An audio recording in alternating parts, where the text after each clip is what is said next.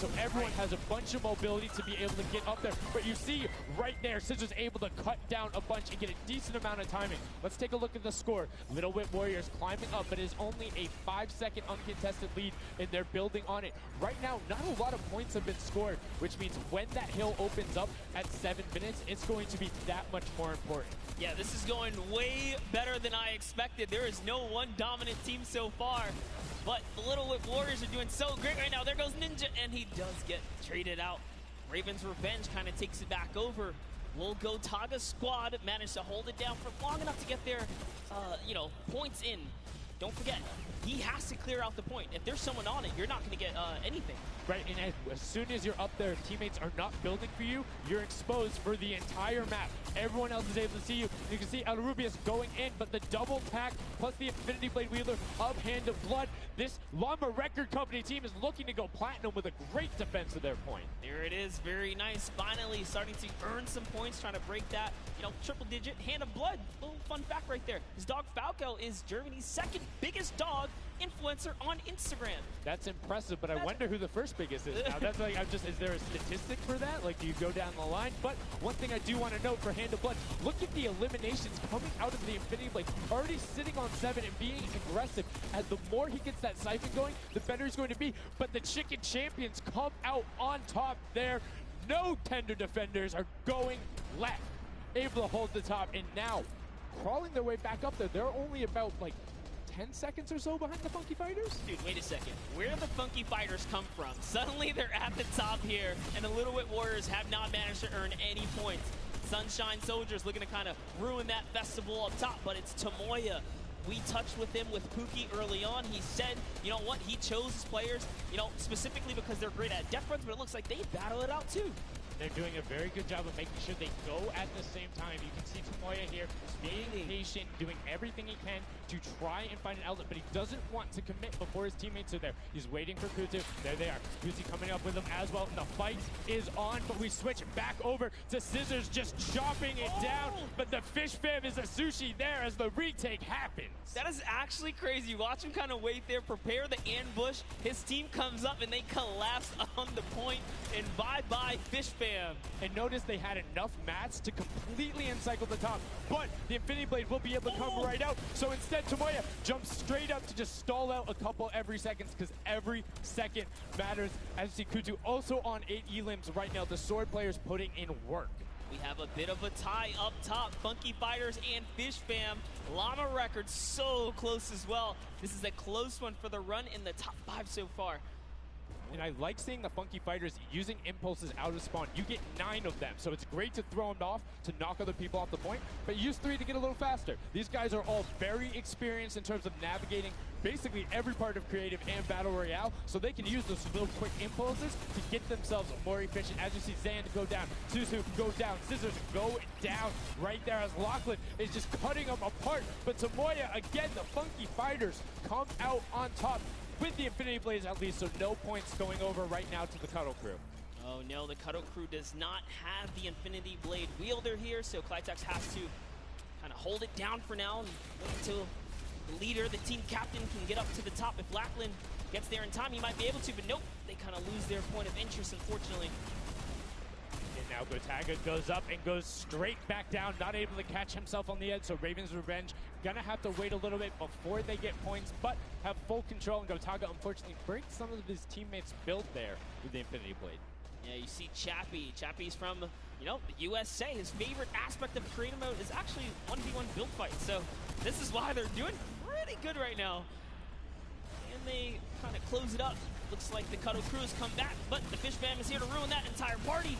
Can they shut it down? And Scissors survives just for a bit more. And again, you see every single time the Funky Fighters go up, it is never a solo person. It is always 2, most of the time 3. They get control and then they immediately box up. But while we've been talking about them, let's check in back with the scoring as we're now right around the 3rd mark in a minute out from that 12 point per second circle. And Ninja's team, the Little Whip Warriors, are Little Whipping all over as Tomoya goes up, comes back down, and the Shing Shing was not enough. Cuddle Crew takes him down. I actually love that strat. You don't see anyone else really utilizing the dive straight up into the air to kind of disengage off the pressure. Ninja's doing a great job chopping up here. He's already at 8 of limbs. That, never mind, make that 9. That was Gotaga who went down right there. And they finally get another run at, you know, advancing the lead here. And they are slaying out, too. Yes. You see every single one of them almost to the double-digit marks. But Taco, hello. That was your head. Yeah, you got to be careful because, hey, if all you're doing is sitting there rifling, that's fine. Somebody's going to take a hunting rifle and make you pay. Lachlan goes up. MSYB is just behind him, and Lachlan is able to take that one over. Kaz is trying to do everything he can, and he does get Lachlan. So good delay coming out from there, but opening up about a 20-second lead. But here we go. 3, 2, 1. Middle point is open. That's 12 points per second, and right off of the bat, we see Kanoku heading towards it. Impulse is going out, and a swing and a miss there with the Superman jump from Ninja. Not quite going to get it as Rubius and Hammer in the circle right away. Rubius under fire, but Ninja under fire. Who will take it? Rubius has the better sword on the day, and then immediately taken out. This is chaos. Whoever's the last one here is probably going to be the most successful. But remember, you need your sword wielder. Your captain has to be there. If Lachlan isn't there, it's not even worth fighting for. So Claytex doesn't care. He's trying to pick up that Elim counter, and he's on it. He's playing some good defense there. Down goes Hand of Blood. No points for the Llama record anymore. They actually use that. Just a couple seconds put them all the way back up to second place. And 2 of the Karaku right now have combined for 31 eliminations, but they're not converting it into points. They're currently sitting at the bottom, 189. Little Whip Warriors do still have a lead, but it's already been cut down. And just as I said, with the middle hill, Funky Fighters almost take it away. Brer goes right on over, and you see any amount of time in that middle hill is so efficient. I'm actually loving that little strat right there. They hold a point, then aim out to where these players spawn in and kind of move in from, just kind of pressure them back. Yeah, so that's when you need somebody with a hunting rifle to start taking shots and saying, hey, pick on somebody else. If you look this way, you're going to have to respawn, because if you can get tags, great, but if you don't convert them and into anything, it's not worth it, as I just kind of stuttered, because Carnifex is sitting on 23 eliminations, Hand of Blood on 14 right there. That's why the Llama Record Company is ahead right now. Yes, and they were using that 4x bonus on Capture Point D, which is right in the middle. It only appears after the 7-minute mark. So now that we only have 5 left in the game, it's up to whoever can hit that 1,000 first or the timer runs out. But at this pace, I think the Fish Fam, the Funky Fighters, or the Llama Records are probably going to take it here. Yeah, the Sunshine Soldiers are also racking up points quickly. What's interesting to see is the Fish Fam are pretty much now uncontested, as everyone has tunneled in on that center hill. But once you get later into the game, when you need to kind of go up a little bit more, consistent points end up winning out, because everyone will turn their attention to the 12 points per second. You'll have impulses going down there, random hunting rifle shots, builds 24/7, because they see that tick happening. And look, as I said, all the sword players are down there, 2 of them going off, the attack shotguns being thrown up, walls everywhere, but it doesn't matter. Points aren't being scored right now. Yeah, they're trying so hard to get all the bonus points that the Fish Fam is just like stealing away the lead right now. But also, remember, if their teammates pick up elims, you get matched straight to your point, into your inventory. So they're able to fortify up there. That's why they're just slowly growing. And you can actually fortify to prevent the impulses from going in, or make kind of a wall to toss it in. As you see, Hand of Blood picking up his 16th elim, but hey, Scissors is chilling. Yeah, Pumpernickel it up, man. Pumpernickel it up. Yeah, let him know. Let him know. There we go. He's saying, hey, you guys, we'll stick to our strategy. Let's see if somebody goes to contest it. There it is right away. They go up, but all 4 of them. You don't want to run into this. They're ready and waiting. They know they have the lead right now. Oh, he's holding a trophy. Look, he's looking around, he's telling him to let him know, man, and that's what it's all about. They've opened up a 100-plus point lead, but no contention, because everyone is tunneling on the bottom. Uh-oh. And I like this now. Now they're turning their attention outwards. Other teams kind of realize, wait a second, they're just up there scoring. Like, what can you do in this instance? They see the other scores. That leaderboard is running for them. What they have to do, if you're the Llama Record Company, you hold the middle and lock it down for that time. And then the second you get the lead, start running at the Fish Fam. Don't let them come anywhere near any point. Nobody else is going to catch you unless they get the middle. Everyone's attention is there right now. And the Llama Record Company now has the 100-point lead back in the span of just 10 seconds. It let their guard down one time, and suddenly Llama Record takes the lead, as if Fish Fam wasn't just farming all those points. Nope, Fish Fam no longer have a free point. It is up to everyone to stop the Llama Record Company here. because Hand of Blood has 17 elims, and he's going for the middle now. He's got his team ready. Let's see what's he going to do. Hits the vent, goes right in, nice and sneaky. Oh, he's still waiting. Look at the big brain plays. Comes out the collateral right there, and it's all his. The center point is his to earn points now, Sundown. It's so close. It's just a few more Gotta ticks. That stop would be him. it. One more goes over, and that's it. Llama Record Co. takes the first match. Hand of Blood, Svenos, Alex, JJ, and Carnifex are your match one, set one winners right there. Incredibly impressive coming out. Well-executed gameplay. And they say, Scissors, you can hold that L instead of the trophy. Don't celebrate too early. It's the World Cup Creative Finals. Every game is worth so much money as well, so much prize. So to take a victory off the bat, you have to be feeling great. And that was your fan fave to pick. I mean, they had everything going in. They're incredibly confident, but they had to make sure they were able to get it. You can see the last few moments, they'd already boxed themselves up after clearing out the Funky Fighters, who were the only other contestants. The Funky Fighters actually also passed the Fish Fam in the last moment, which is huge in terms of not only the prizing, but what will end up being potentially a llama in the end. That's right. That is right. Loving this replay right there. The let's goes, the energy is real. You can clearly see the excitement. That was a great game to watch. It's fantastic. Honestly, I love Sky Station Showdown so much because I think there's a level of depth there, right? Everything is wood, so you're able to like kind of hit through it, and the Infinity Blade cuts through all of it right away. But the Infinity Blade wielder doesn't have the ability to build, needs the support from his teammates. So you saw the people who were roaming in packs of 3 and 4, incredibly successful. Yeah, it was kind of unfortunate. The Cutter Crew was like slaying, legit. So many elims, but not a lot of points. And that's because playing that split game, it's not going to work out. You have to convert it into control. It is a control the point game mode, and if you're not doing that, the other players are going to be doing that, as you saw right there. And what was unfortunate then for the Fish Fam is they got contested twice in a row right after and just couldn't get reestablished. They couldn't group together in those long spawn lines like you were talking about. I mean, they could be painful. Yeah, you know, I was rooting for Raven's revenge, man. I might have to jump on the Llama Record Company bandwagon. Bandwagon it? Really? One match? Just one, dude. One match? That way. was quick. All right, well, he jumps on the bandwagon. We're going to jump on over to Pookie, who has an interview for us. Thank you so much, guys. I am here down on the arena floor with our champions here. We have the Llama Record Company. Now, have any of you ever played this? Let's go to you first. Yeah, we had a few training sessions yesterday, and we were totally dominating the game mode. So, I mean, we are by far the best team here, and right now we feel very confident, yeah. Well, you certainly played, like, you came a little bit from behind there, so your strategy was kind of like to get those points that are slower accruing at the very beginning, and then kind of go into the middle and kind of start dominating near the end. Who made that call? I mean, that was pretty much me, yeah. Like, we know that at 7 minutes, like, the middle just opens up and you get like 12 points a second instead of 3. So, yeah, we decided to work on that. We weren't that good at first, but we got a strat going. So, yeah, it went pretty good. Speaking of strategy, are you going to carry that into the later games? You're going to change it up? We're just going to do the same thing. Hopefully no one follows us. I mean, now all of your competitors have heard you say that, so we might have to discuss strategy a little bit when the microphone gets turned off. Now, finally, for you over here, how does it feel being here, playing in front of this massive audience? It feels amazing, like it's just a dream coming true. Thank you. And for you over here, you've traveled all of this way to just be here, be at the World Cup. Is it surreal? How do you feel about it? It's an experience. It's really nice. Yeah, and we love Spandau. Yeah. All right, well, we'll talk about that. You guys got to educate me on that. Not sure what that is. Thank you guys so much. Congratulations on taking the first game. Casters, back up to you.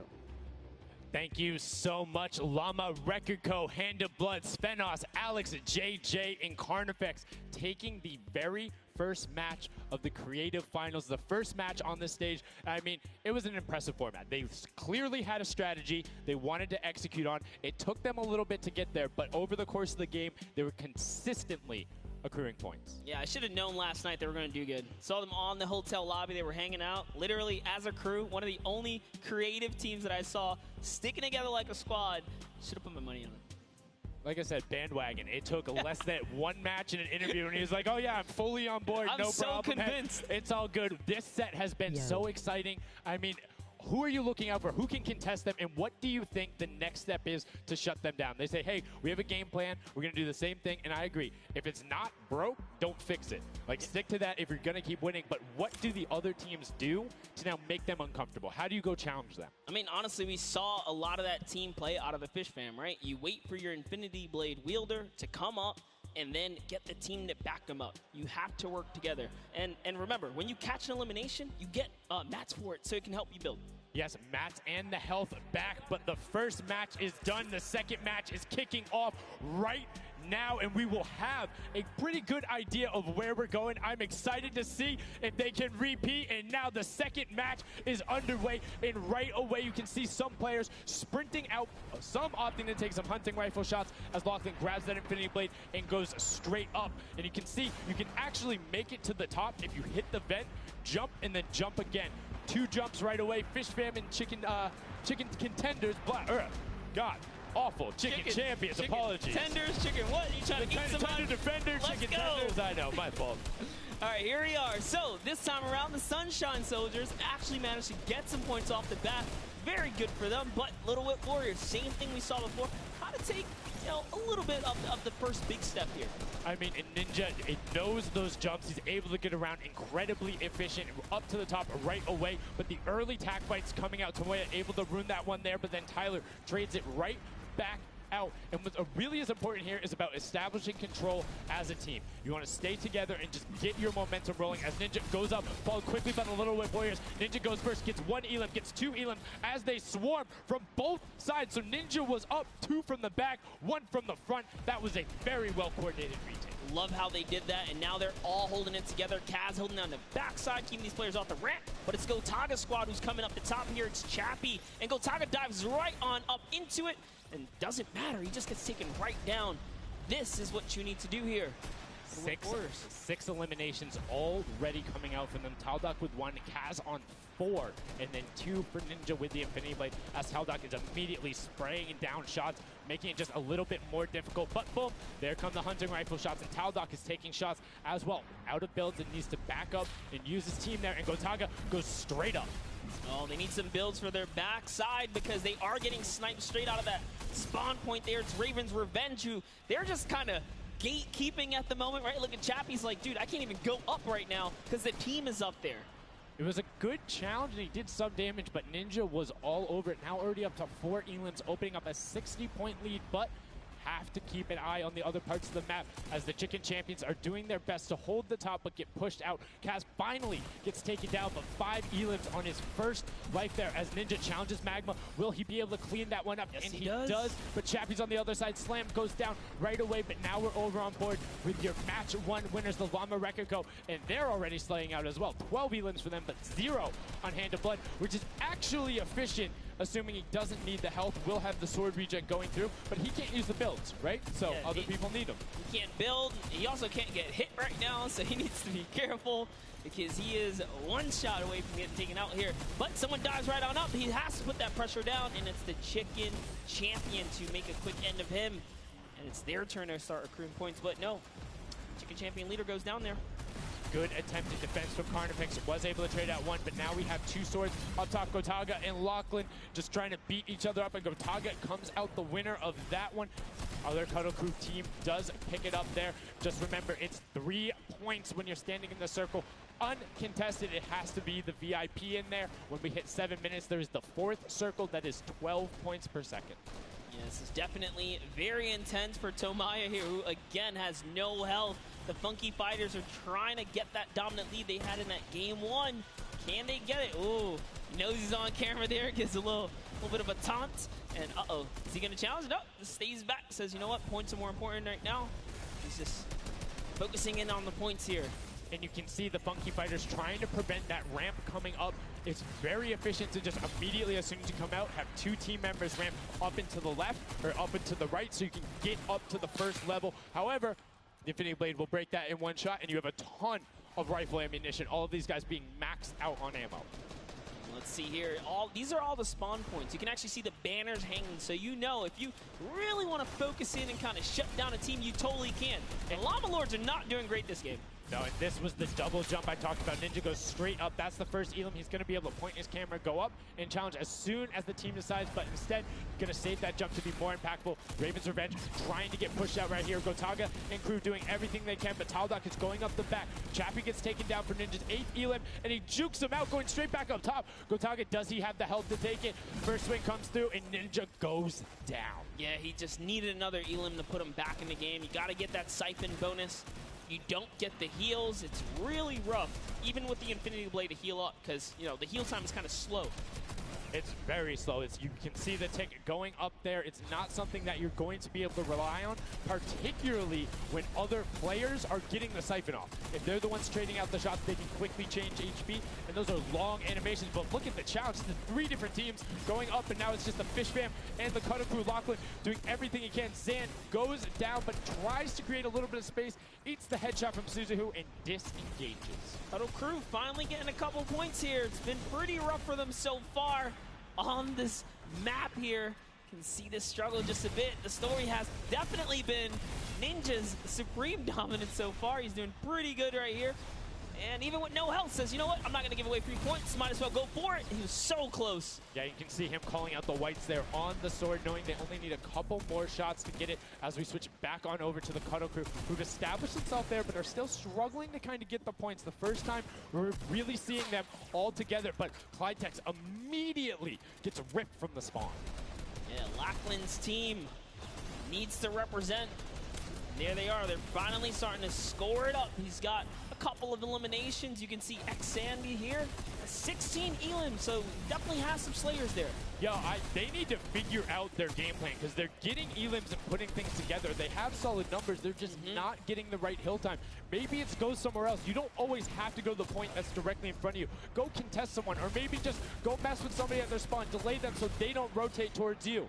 Like a number of times, as you said before, you can see where people are spawning. If you want to go deny a team, you can send somebody to deny them. Just know that player is coming back over and over and over with likely more resources than you.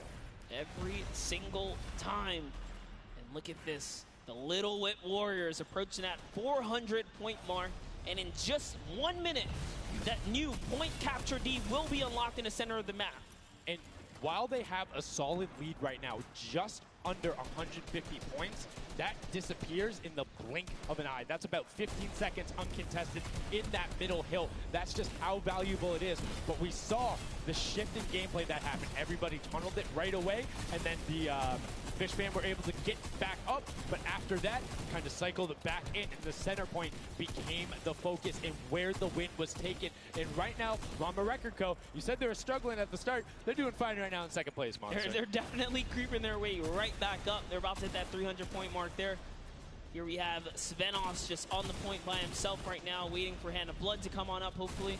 And again, no surprise, Ninja and his crew has found himself another point. And the way they've angled this build is brilliant, because if you come up the steps, you're pushing into somebody's right hand, and on the other side, you're blocked off, as Ninja then just drops down Stewart 0-0-0-0, and he gets picked up with the alley-oop from Gotaga, as Gotaga comes up with Magma. 1, 2, 3. Ravens out of nowhere, but the Little Whip Warriors don't care. They're cutting down in 3, 2, 1. You can already see MSYB is down there. Alex JJ down there. Carnifex down there. They're trying to set up control right away. Llama Record go, but the impulses are raining from everywhere.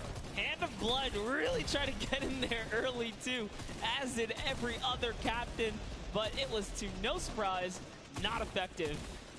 And you can see that the Chicken Champions are committing to the 3 points right now. Little Whip Warriors as well, while contention is happening down in the bottom. No Infinity Blade Wielder is in there, but the steady climb of points coming out of the Chicken Champions is going to be beneficial. But also, just like that, Llama Record Co. is a little bit off the pace. They need to get this center uncontested. However, this game, they have a lot more attention on them. Yeah, but look, Fish Fam's doing the same thing they did last time, just slowly, or actually, sorry, the Chicken Champions have adopted the strategy. Fish Fam are doing it too. You can see they're getting 3 points there. So there's 2 teams who are just hanging out up top, no problem.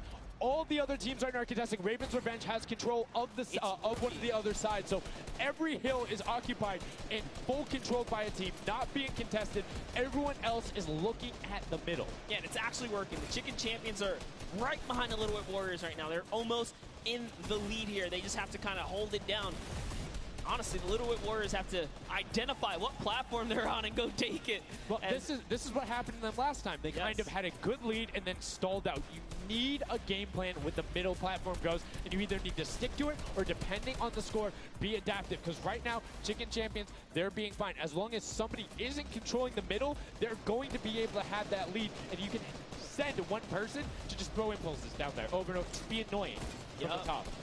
Here's Scissors. 6 Elans looking good on this other point, and now he's in the top 3. They weren't even close before, but just by slowly, consistently gaining points here, you can see they're breaking those thresholds slowly but surely, and Little Whip Warriors are no longer in the lead. Yeah, Little Whip Warriors actually unseated the Chicken Champions there from their control point. They're taking it over. They're trying to get it back, so that's a battle right now. But the Funky Fighters out of nowhere, middle hill, and all of a sudden, just like that, into first place, going to pass 700 in just a second. Nope, get pushed out, and now they're back in there. Tomoya going off right now. Lumberwreck and Co. down there and trying to push him out, and you can see they're contesting it over and over again, but they're not getting the points they saw last game, falling off the pace. Yep. They are slowly just battling for this number 1. Chicken Champs kind of overtake it now as well. The Fish Fam not too far either. Everyone's so close here in the top 4. Don't forget, if you take a victory, you win 55,000 bonus in prize. And right now, Suzu is going off. 21 eliminations, and right as I say that, apologies for the caster curse, but 21 eliminations from the Belgian. He loves practicing his builds in creative and is showing it off here with really clever defensive cone edits up there. But right now, Little Whip Warriors are going at it. Tomoya gets the better Ninja, and he gets cut down, but Funky Fresh Fighters then get sent all over the place thanks to the impulses from above. I love this strat. He kind of sends out for a second there just to kind of catch a breather, see if his teammates come back, and he now control the middle point. For how long, we will find out here, as this is their comeback story, because they need these points desperately here. Hand of Blood still alive just long enough to get a couple of more points, but Scissors is playing the long game here, just eating away at the threshold here at the top. So Suzu isn't grouped with them. I'm assuming they've sent him to just go either watch middle and be their middle control. No, he just came up the backside. There you go. And just like go flying at people as the Kudoku come up in a very well coordinated pinch. 3 from the side, and Scissors gets taken down. But the Funky Fresh, oh no! No, they got stopped. 1 point. Well, 1 point. Yo, so if you are the Fish Fam or Little Whip, right now you have to send somebody to stop them. If that Infinity Blade wielder gets out of spawn and goes anywhere for 1 second, they will win. Somebody has to deny him. It is all on Tomoya. Anywhere he goes, it doesn't have to be the one near him. If he touches the middle, a singular uncontested second will be the victory for them. These are the final moments here, Sundown. Look at him. He's got a slight grin on his face. He wants to do it. Is this the point that he's going to make it? Here it goes. He takes the stake. He does miss. He's going back for it now. His team's up there. All he has to do is swipe just a couple of times. Can he win this straight? And he does not. And as you watch, check the points on the right-hand side. Nobody is climbing up by the 12s. And as they did, Bomber Record Go gets the control there, but Little Whip contesting them right back. Funky Fresh Tomoya will be back and looking to find it, but the contestant is going for the middle. Here's Tomoya. He knows just a second in there. Uncontested will be enough. Can he get it? Oh, no, he doesn't. He got knocked down. The impulse grenade at the second he landed knocks everyone out. No one's in there. Can he find it? And he does. That's it. His feet touch the ground. The impulse doesn't go off. Tomoya takes it for the Funky Fighters with some brilliant teamwork. What an intense endgame, too. Get taken out at 999 points. Really, anything can happen in those final moments. I'm telling you, I love Sky Station Showdown. Can't wait for more people to start playing. And the Funky Fresh Fighter, just so excited. Take a look at this final replay. Now, again, we talked about it. The impulses being a great denial.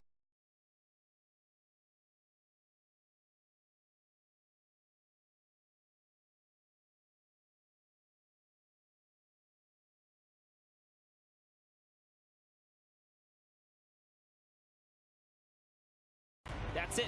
And I mean, you saw the impulse explosions the second after going off. The team's doing everything they can, but it was not enough to shut down the Funky Fighters. Tomoya, Kutu, Huzi, Dracius, incredibly well done to take the second match of the first set at the Creative Finals. Yeah, you know what? I am a Funky Fighter rooter and supporter now.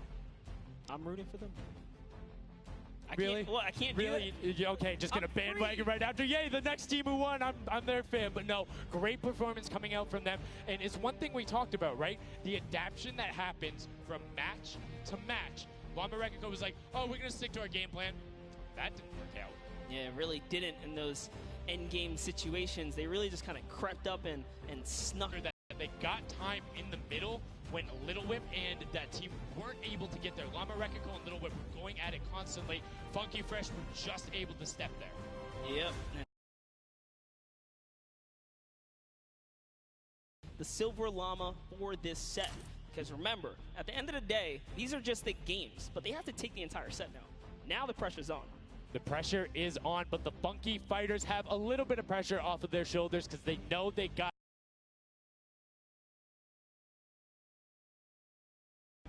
Thank you so much, Sundown. I am down here with our second game winners here. Congratulations, guys, first off and foremost. Now, I got to talk about the moment where you guys were just sitting. You needed 1 point left to win. What was that like? I was really nervous. Like, I was just imagining, like, losing with 1 point would be terrible, so we just tried to get 1 more point, and we did it. So it was definitely devastating. I was screaming in my seat. I heard all the fans in the audience screaming for you guys as well.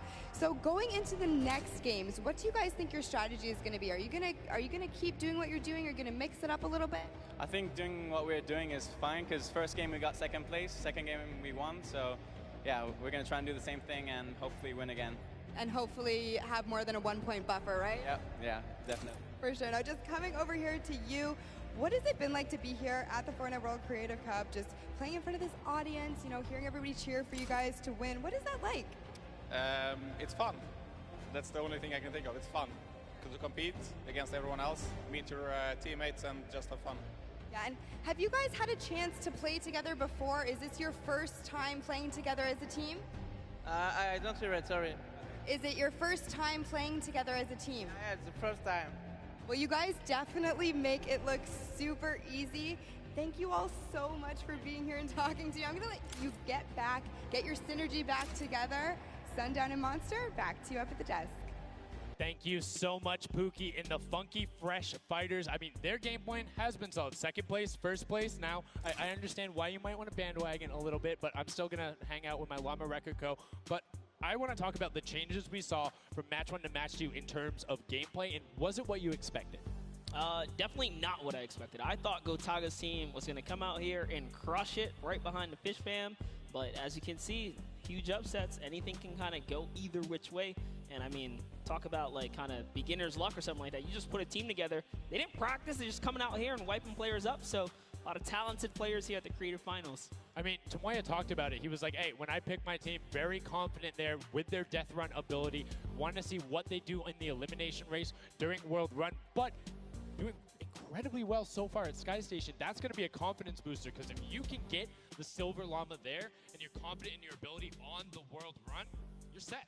Yeah, you're just one step closer. So with the first place and the second place, they're clearly having a good set so far here at the Sky Station Showdown. Yeah, it's been very well done from them, but it's still anybody's game. Don't forget, the winner of the Silver Llama is the one who has accumulated the most prize money across, which equates roughly to placements, but you don't get punished if you're placing in that bottom half. 4th through 8th, all receiving the same amount of prize money in each one of the matches. Yes, everyone is a winner. So you really have to fight till the end, regardless if you're in the lead or not. This is why these guys are going for it, because this is life-changing prize money on the line. And I mean, we've seen the difference 10 seconds in that center circle. 120 right there. It makes a huge difference, but enough of us breaking it down. We're going to throw it outside to Bala, because he's going to show us what's up with the tactics. Bala, what do you got for us?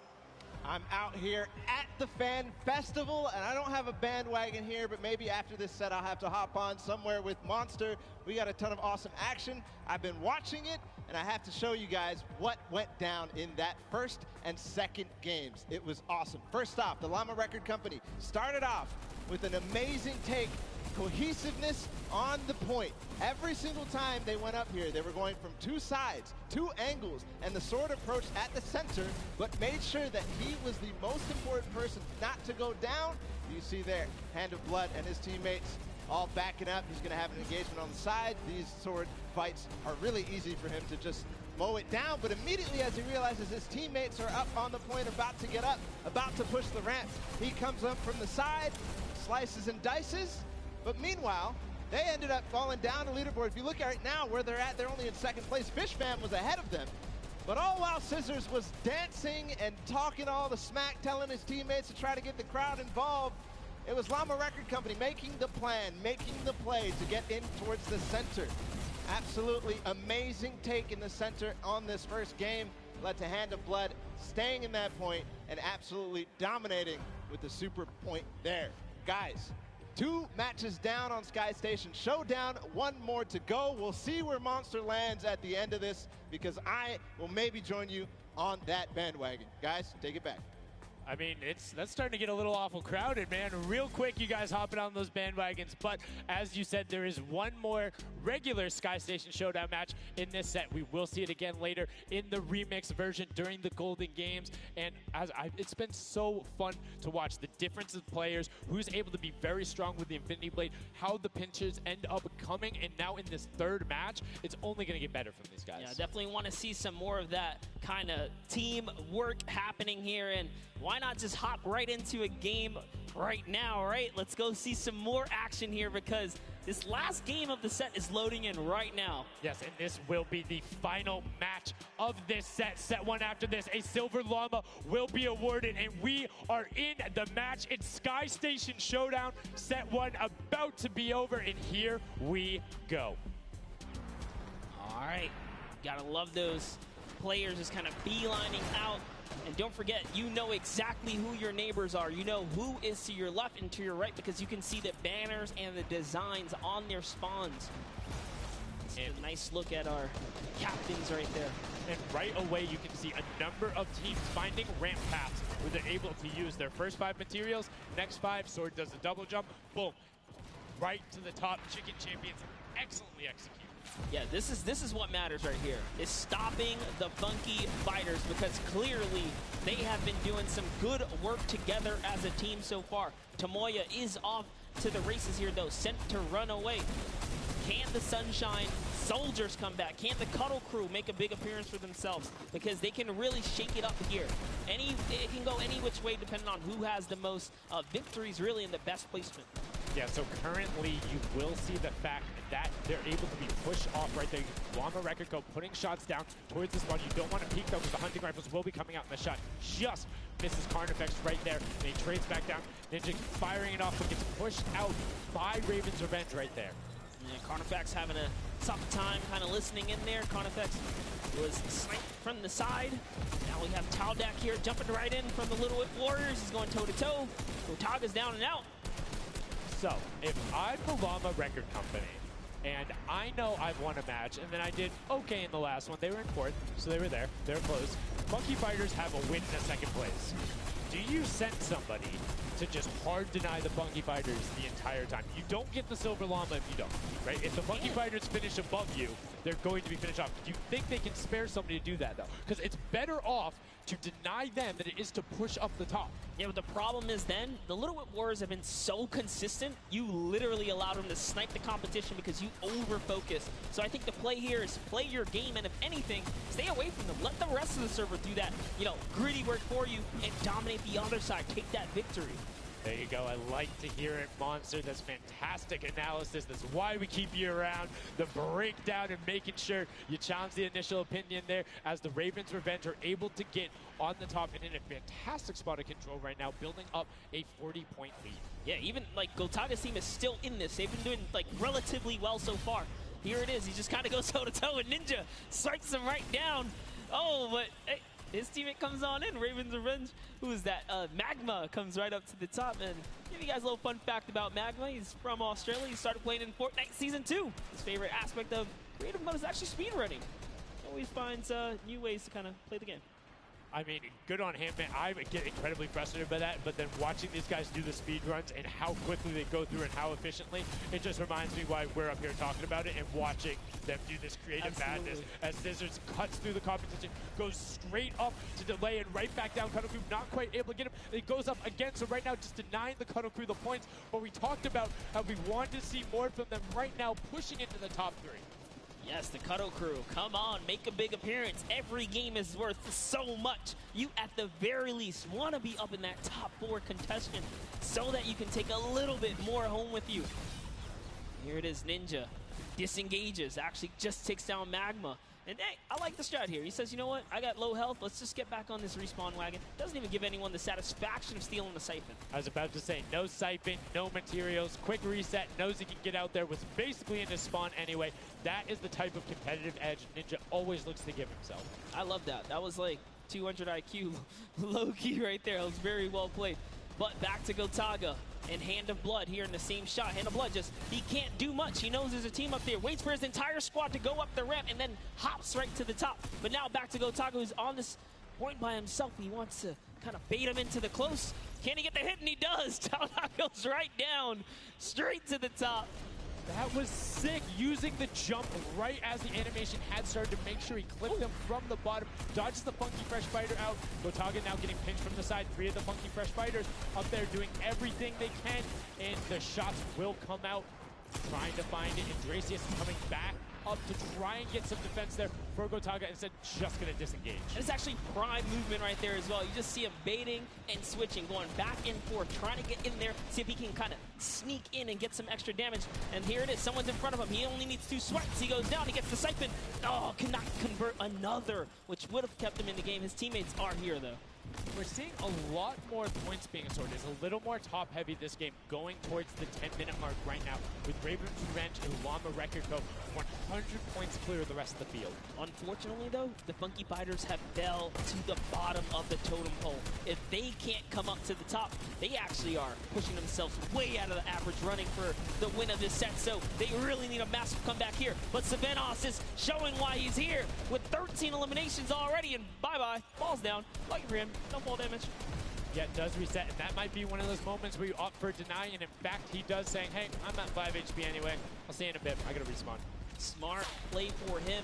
Sunshine Soldiers having a spot to themselves as well right now. Not quite sure who they pushed out here, but the impulse are flying overhead. And Gotaga, they're doing so good at holding the point here, and this is why they're in the #1 lead, but they don't have too much cushion to play with. No, particularly when 12 points per second on that central point. B is open.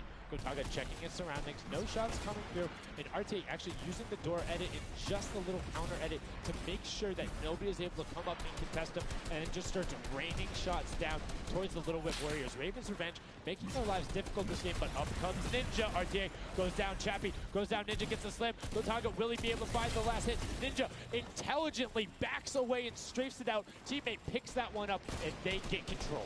Yeah, I love how he played that, stepping and sidestepping so that he can just stay alive, because it doesn't matter if your team successfully wipes a point. If you don't have your captain there to seal the deal for the points afterwards, then you cannot earn anything from it. Here comes Gotaga. He's thrown himself into the fire, straight into the point there, and he gets taken out. Here it is. Tomaya's team has fallen to last place. Can they make a miraculous comeback here before the 7-minute mark? Maybe kind of get themselves in the running. They're trying their hardest. And I mean, generally we talk about caster curses. It might be like player jinxes going on right now. Everyone's saying, yeah, we're doing well. We're going to stick to our game plan. That just shows you no one is safe here. These guys are evolving, and they're playing a better game after game. Here goes Scissors. He needs one more swipe there, but Clytax wins the small engagement. And Clitax has been fragging out. He's been playing so incredibly well, being aggressive, getting in players' faces, and doing it all with that rare tag. But he's been consistently highest up there in terms of the elim. You see Fortnite trying to get some pressure down, but good defensive building there from Kororo. Ryan Frantic comes out the side and cleans it up, but there is Hand of Blood coming directly down. Danya is also up there. We got a three-way battle, but it's 4 chickens saying, this is our roost, get out. That's right, coming right up to own it all for themselves. Rubius doing so good right now. He's from Spain. He actually has a record on, was it YouTube for live streaming? 1.1 million viewers, imagine. Yes, one of the biggest content creators in Spain. Will they be able to push down towards the middle? As you can see, Little Whip and Llama Record Company already down there. We've seen this story before as the Funky Fresh Fighters go in, but you can barely even hear the shots over the impulse grenades going off as everyone's like, no, we've seen how this goes. The Funky Fighters need this. The Llama Record Company need this. So many of these guys, it's riding on this game right here. They have to get as many points as possible. But even with the 12-point one, we haven't seen a lead like this from Gotaga and crew. They are nearly 300 points clear of the next team. Nobody else is contesting there. The Cuddle Crew has now been able to catch up a little bit, but they both just established control in their top zones, and Cuddle Crew won't pass Raven's Revenge by just sticking with 3 points. They're in a fantastic spot to win this match. Yeah, they've actually been very consistent as well, right? They've been doing okay in that top 4, just doing a pretty good job at staying relevant after all of these rounds. So if Gotaga's team takes this, we actually don't know who can take the set right now. It's actually that close right here.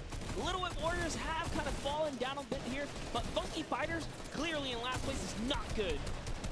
And now, right now, you can see Tomoya coming in, doing everything he can to knock it down. Carnifex challenging as best he can, and Lachlan is just hanging out inside the cone.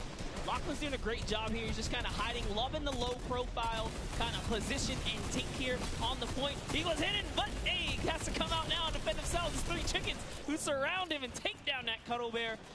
Oh, man. They're supposed to be the tender defenders, but that was a whole bunch of aggression coming out from them there as they now immediately look and start to take shots. And the Ravens Revenge have now finally been unseated from their 3-point game. So a little bit of room to start for the catch-up, but it is utter chaos in point D as Tomoya gets taken down, and the Funky Fighters are still in 8th place.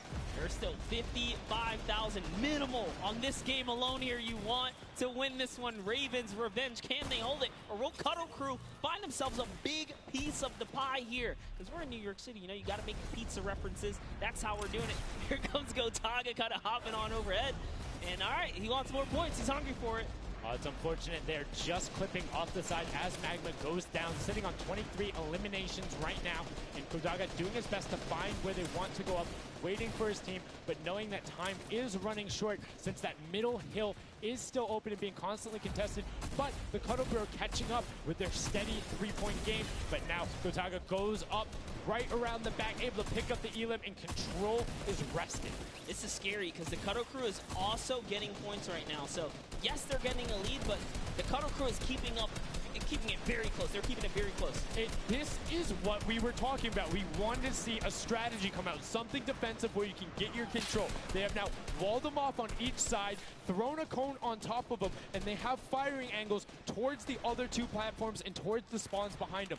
Nobody wants to go contest them, but right now, Gotaga, oh, we saw what happened when Scissors did that. Don't count your chickens before they hatch because they're catching up right now. You can see that 12 points ticking over, but they do still have a lead as players are trying their best to deny Ravens Revenge. Yes, you have to keep him safe. This is the protect the president strat at its finest. Cuddle Crew still gaining points. Llama Record still getting points. In comes the fire from all the other platforms. Cuddle Crew's putting on pressure. They don't want to give him the freebie here.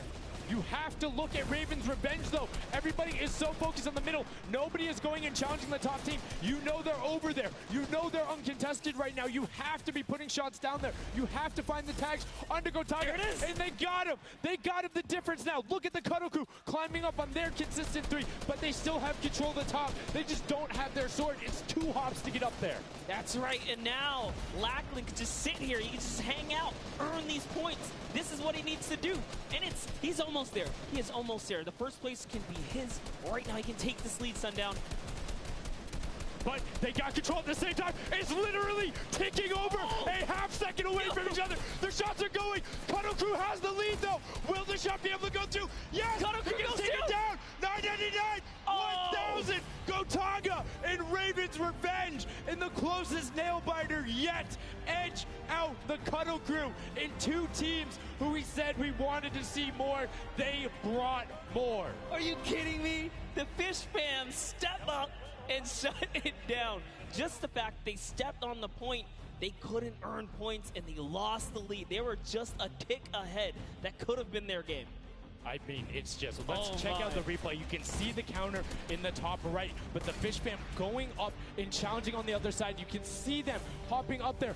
No one was at the Ravens' Revenge as soon as they were there, and the celebration too. You have to be excited when you see that Victory Royale screen pop up when you're up there. I mean, what's it like to win a game on that stage? I have no idea. Those guys do, though. We you know, at some point before the day's over, we really got to recap the other point of a point of view there, because they had it. They were one tick ahead. They were there, knocking on the door, 55,000 away from bonus prize on top of this entire competition. It was right there. And it got taken away, and this is why I love Sky Station Showdown. The clutch little moments, the interactions that happen, very similar to Battle Royale, where every single thing that is happening on the map can affect the overall end result of the game, as you see there in Raven's Revenge, closing it out. Gotaga, the competitive veteran, able to clutch it up in the final moments. Magma, Arthier, and Chappie as well. Just a great performance out of them, taking the top spot in the final match of the first set. Now I get to say, I was right the whole time. I started off with, Raven's Revenge, kind of making me feel like, hey, these are my guys. Let's go with your gut, guys, all right? Raven's Revenge, that's who I said when I started this whole thing. I told you. He's not wrong. They were able to take it there, but we're going to throw it up top to an interview with Raven's Revenge with Zeke. Zeke, you there, buddy? I am here, son. Now, thank you so much. Fun fact, Monster did in fact say Raven's Revenge would win. I've got your back, Monster. I am here. You guys got your revenge. I gotta ask, first question to you, Gotaga. How does it feel to be here in the stadium, the fans, the roar, and to be facing off against your peers? Was it what you expected? Honestly, it's crazy, and I have a really strong team. We are learning a lot from our mistakes, and I'm so glad to be here, to be honest. That's... I don't know how to describe it. It's pretty crazy. It's pretty crazy being here. I'm right there with you. All right, so now who's the overall shot caller? Is it Gotaga? Is it you? Who is it? Kind of all four of us. We were playing too afraid at first, so we just had to just go in there and just kill them as fast as we could and then spawn trap. That was our goal. Okay, what's the strategy like? Are you guys, talking through at the beginning? Are you guys waiting for someone else to make a move? Or are you guys like, no, we're going in first? Yeah, we're trying to, really pressure Ninja's team. We're trying to put pressure on that green point. And we were able to control it over them. They ended up wussing off over to the center. And we were able to play our game and play what we wanted. Awesome. All right, final question. What do you want to say to all the fans that are here watching, cheering you guys on, and from home? I don't know, it's just incredible. I'm happy that so many people are here. I don't know, just enjoying the show. It's amazing, honestly. Well, congratulations, guys. Now, I believe for now, we're going to send it over to Golden Boy, who is standing by.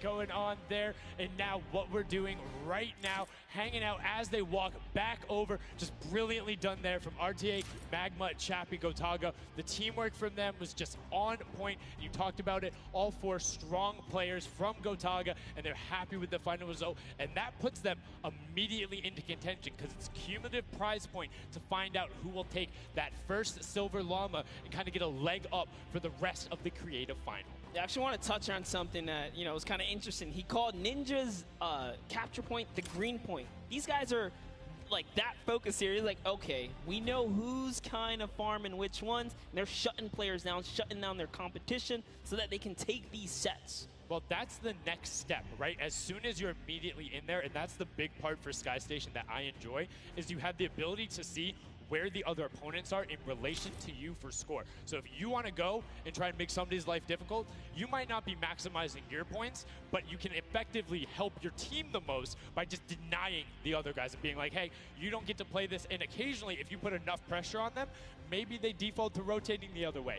Maybe they go somewhere longer. Maybe they have to wait and only pushes forward. All of those are advantages you can get by just putting pressure on another team. And there's so many different layers, and I think when we see the remix for this, it's going to get even more exciting. Yeah, don't forget, guys, here and at home, there's a remix version. We have some nice twisted surprise that we will see unfold as the day goes on. That was just our first iteration of this round, and honestly, it was a great set. But that just leaves us with the question, too. The Funky Fighters, they had an amazing opening, right? Second place is great. You get big prize bonus for that.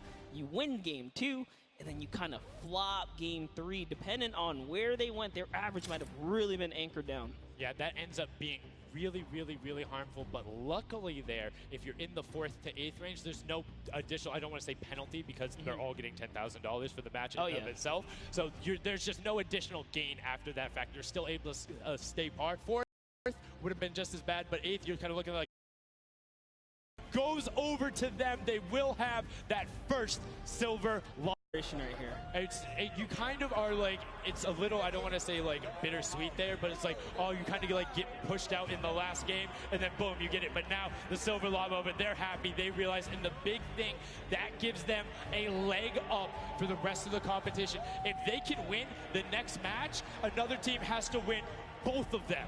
But such a great job from the Funky Fighters, sticking to their guns, staying with the strategy, getting 2 top 2 plays finishes, one of them being a win. I actually love this right here. They're all getting together, showing team harmony. They're clearly happy. They take the first set. That's amazing. They're off to the right start, really. They can get another 1 or 2 of those, and this entire creative finals is theirs. Well, and again, we talked with Tomoya beforehand, and he was like, yeah, we're really confident when we can get in the races. We want to be on that world run. We know we can do there. We have some really good runners, and then they turn around and do that? I was just Showdown? Yeah, I was just going to touch it. I was like, you know what? Yeah, this wasn't even their strong suit, right? He did a death run at some point as when he recruited his people for this creative challenge.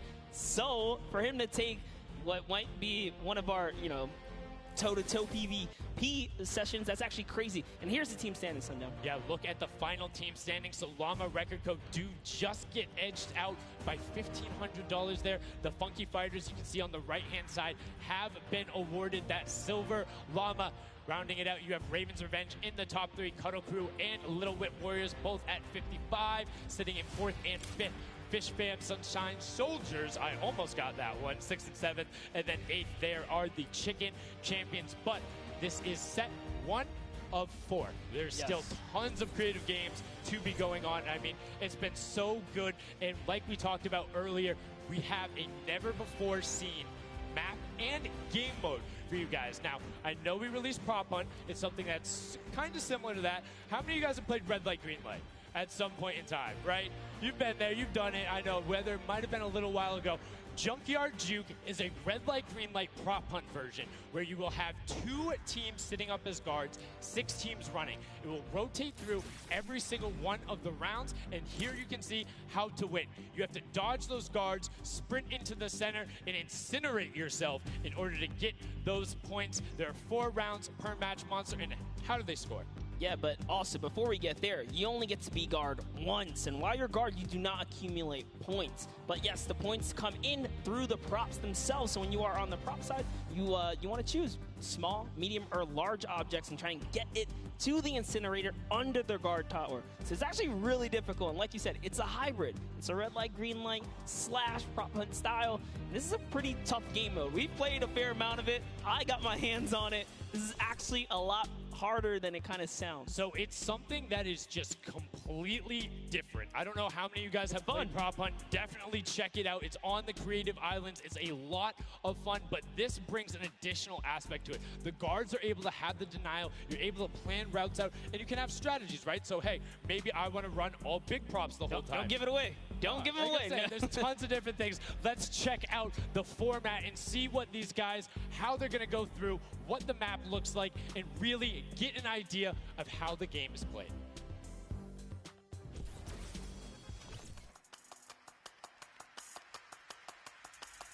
Get ready for more creative Fortnite with the latest competitive creative map, Junkyard Juke.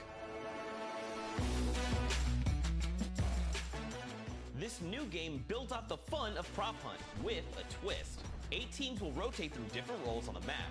6 teams will transform into props and attempt to make it into the center of the map, while 2 teams of guards try to keep them away. Teams will rotate their roles over the course of 4 rounds, each team getting 1 turn as the guards. Their objective? To defend the incinerator from the other teams, armed only with revolvers and their keen attention to detail. During each round, teams of props will earn points by reaching the incinerator in the central pit. The bigger the prop, the more points. But be careful. Being bigger means you're easier to spot. To keep themselves from getting eliminated, prop teams need to time their movements very carefully. Every few seconds, the guard teams will be blinded for a short time, and the center point turns green, giving the props a chance to run for the hills, or rather, the pit. Once a prop reaches the goal, they respawn at their home base to start over, running as many props as they can before the match ends. If a player is eliminated, they also respawn at their home base and need to start the trek all over again. After 4 rounds, each team's points from their prop rounds will be combined, and the team with the most points wins the game. So keep an eye out for those moving bushes, crates, and gnomes, and enjoy the Junkyard Juke. Thank you so much, Zeke, for that update. That's Junkyard Juke, something that has never before been seen. It looks kind of a little simple, but it's wacky, it's fun. There's a lot of small little minutia that go into it, things you can min-max on, and also there's just a level of ridiculousness that I enjoy so much. Just seeing somebody turn themselves into a literal dumpster and then try and weave their way past, it's a lot of fun. Let the memes come to life here as your favorite. Whoa, you talking about my gameplay again? God, that's so rude. Turn them into dumpsters, literally. We'll get to see that unfold here as, I gotta say, this is a frustrating game mode. It's very difficult. You guys are gonna see why. It is gonna be tough for some of these guys to bring in those big point objects, and that's just gonna be the name of it. Who can score the most here? Who can score, and how well are you playing defense? How well do you coordinate? Who is watching the right angles? And it's going to be interesting to see. Do they switch up their strategy from game 1 to game 2? Because there's so many different things you can do. But we are about to have the world premiere of Junkyard Juke. We are getting into set number 2. The Funky Fighters have 1 silver llama. Who will get the second? We now are in to set 2, match 1, and right away you can see Chappa, Gotaga, Magma, and RTA of Raven's Revenge, and then the Little Whip Warriors, Ninja, Taco, Taldak, and Maze Kaz taking their shots off. Now, fun fact, the screens are there. You can't see, but you can shoot through them. So don't be afraid to take some shots. I mean, we know the trick shotters will. Yeah, some people are already shooting. They figured that part out. It looks like Chappie hasn't quite yet. He's kind of looking. He's just blind shooting. Oh, there it is. Now he's firing through. He's noticed, hey, these are not ricocheting off of this curtain here. I can fire right on through. So you want to stop them. You want to force stop them. You want to also kind of memorize the map and the lanes. And right away you can see as soon as the blinds go down, people go, but the first points are starting to come through as Lachlan is able to get in. And the Blood's team, the Llama Record Co, also able to get a 10-pointer and the next 5-pointer, following it directly behind. Oh no, it was another 10-pointer. So we already see some of the props having successful runs. Look at him go. There it is. You saw a big old truck kind of sneak on by, and these objects are slipping right underneath. But who knows how long that'll last. Here's Scissors. You gotta park it. You gotta stay still. Ooh. Oh, can he blend in? And one other thing you can note there, the props will clip through other objects that are there. So if you see something that isn't sitting perfectly naturally like Scissors was, right there, clipped into it, boom. Lachlan hits one of those bounce pads that are stuck in there. They will launch you up in the air, but great run coming out from X-Sandy and Tomoya, utilizing the air conditioners to find their way to the end. Bensor and Alex JJ desperately trying to get in. Alex JJ for another 10-point prop, and Hand of Blood gets picked up just before. That would have been a huge swing, but right now, Sunshine Soldiers in first place with 35 points. They are finding their rhythm here. Sunshine Soldiers taking the lead right now. This is a hard game mode to break free in because you got to think about it. These guards are not playing around. They are shooters, right, at heart. And at the end of the day, if something looks off, something looks odd, like this white vent right here, you're just going to get popped. So you got to be careful here. And there it is. Nice job of, kind of hitting the brakes here. And, oh, he hits one of those trap doors. Let's talk about that, Sundown. So you can actually see it. There is the little tiny springs. They launch you upward. There's a couple that can be chained into each other. But if you are one of those bigger objects and you get sent up, you are just quite literally sometimes flying garbage. Yeah. But, it would be too easy if we didn't lay traps around, right? So, got to kind of spice it up for the people that are turned into props, too. So you can also, actually, the people who can turn into props, there's one pathway where you can chain 2 of them together. So if you can get there, you almost land directly in front of it. So as long as you time it correctly, you can use them slightly to your advantage, but most of the time they're a little bit more annoying. And boom, you can see that rusted truck going in. And now the Funky Fighters pulling out another lead, 60 points so far. And this is something important to note, guys. You have to get it into the incinerator, fully processed before the timer counts down, or else your point will not be processed. Which is a big thing on the min-maxing. What we mean by that is maximizing your efficiency. So if you were to get the most points possible, you run only 10 points the entire time, not only because they're worth more, but they take less time to sort because they're the first one that goes through. The two-point props are able to run, I don't want to say relatively easier, but much easier compared to a dumpster and a card, particularly because you have cover. With that being said, take about an extra 3 to 4 seconds to sort, so it makes it that much less efficient, plus being only 20% of the point value. That's right. So Clytax there has chosen a big object. Achin and Zond over here, smaller objects. They're kind of blending right into all of the dumpster trash. Clearly harder to track down and kind of, I guess, how do I say this? Sort out, right? Yeah. Amongst all the clutter here. Exactly. You want things that don't stick out, or you want to find a path for an object that you can take all the time. So you notice how there's a section where there's like 4 or 5 rusted cars. Grab a rusted car and go park yourself with those, because yes, the guy knows, oh, there's a bunch of rusted cars there. Screen goes back up. Oh, there's still a bunch of rusted cars there. I'm good. Next thing you know, the prop walks his way up. You can also, as you're running, walk rotation. So if you hit your crouch button, whatever you have that bound to, whether you're playing on controller, iPad, PC, all of them end up completely stopping, so it will send you totally naturally, just like what you would see. And this is also those moments, right, when you're in the guard. Oh, someone spotted there, popped him. Tomoya, nice job seeing something out of the ordinary. But notice, he gets an elimination on the object. You don't earn points for that. So it's just your job to stop everyone from getting any kind of points, so don't break away with the lead. When you're in the guard tower, you can't allow the people to score, and you're not scoring. Which can end up being very interesting if the team in the lead, which generally happens because you have 3 chances to score, is shooting last round. Right? Because then it's all about how good are your pressure. And one other thing you can see, starting to fire through the screens, very well done for them, picking up an elim there. But right now, Kadoku already wresting the lead away. All 3 of them sitting there at 60, but they're 5-point processes, and it goes through as 2 more dumpsters throw themselves into the fray. Yeah, and that's because the Funky Fighters cannot earn points here in the guard round. The Sunshine Soldiers using this opportunity once again to just break away even closer to taking lead. And the Chicken Champions can't earn anything either. I love that from Clytax. Right away, hides himself behind the box, and you see his hands. He's like, please, please make sure it's not there. And then boom, gets the point, gets a nice little selfie going in. And you can see all of them getting sorted there. Another way, I'm all about the min-maxing. Point your camera towards the end. You go just a little bit faster. Sundown pulling out the strats here. The question is, can our competitors figure it out fast enough with their limited amount of games here? But 20 seconds on the clock. Can he get this in time? Remember, you gotta grab the dumpster, drop the dumpster, and get it processed. That was perfect. That was so good by Stuart000 because he dodged the little springboard there. You saw him look at it and be like, oh, no, I'm good. And that was the last run. None of these props are going to be able to get sorted. Lachlan gets picked out at the end. You can see 3, 2, 1, but not going to be enough. You need to get all the way through and sorted on the point as the rest of the denial comes through, and we're gonna rotate the guards up again. Yes, so we will have some new guards take their place. This is honestly Chicken Champions' opportunity to start scoring some points and hopefully close up the gap here. The Sunshine Soldiers are now at the bottom layer of the guard tower, and the Fish Fam are at the top. So it is time to kind of mix it up. My eyes are on the Funky Fighters right now. They are doing great. They're very close, and on top of that, they're the team with the Silver Llama.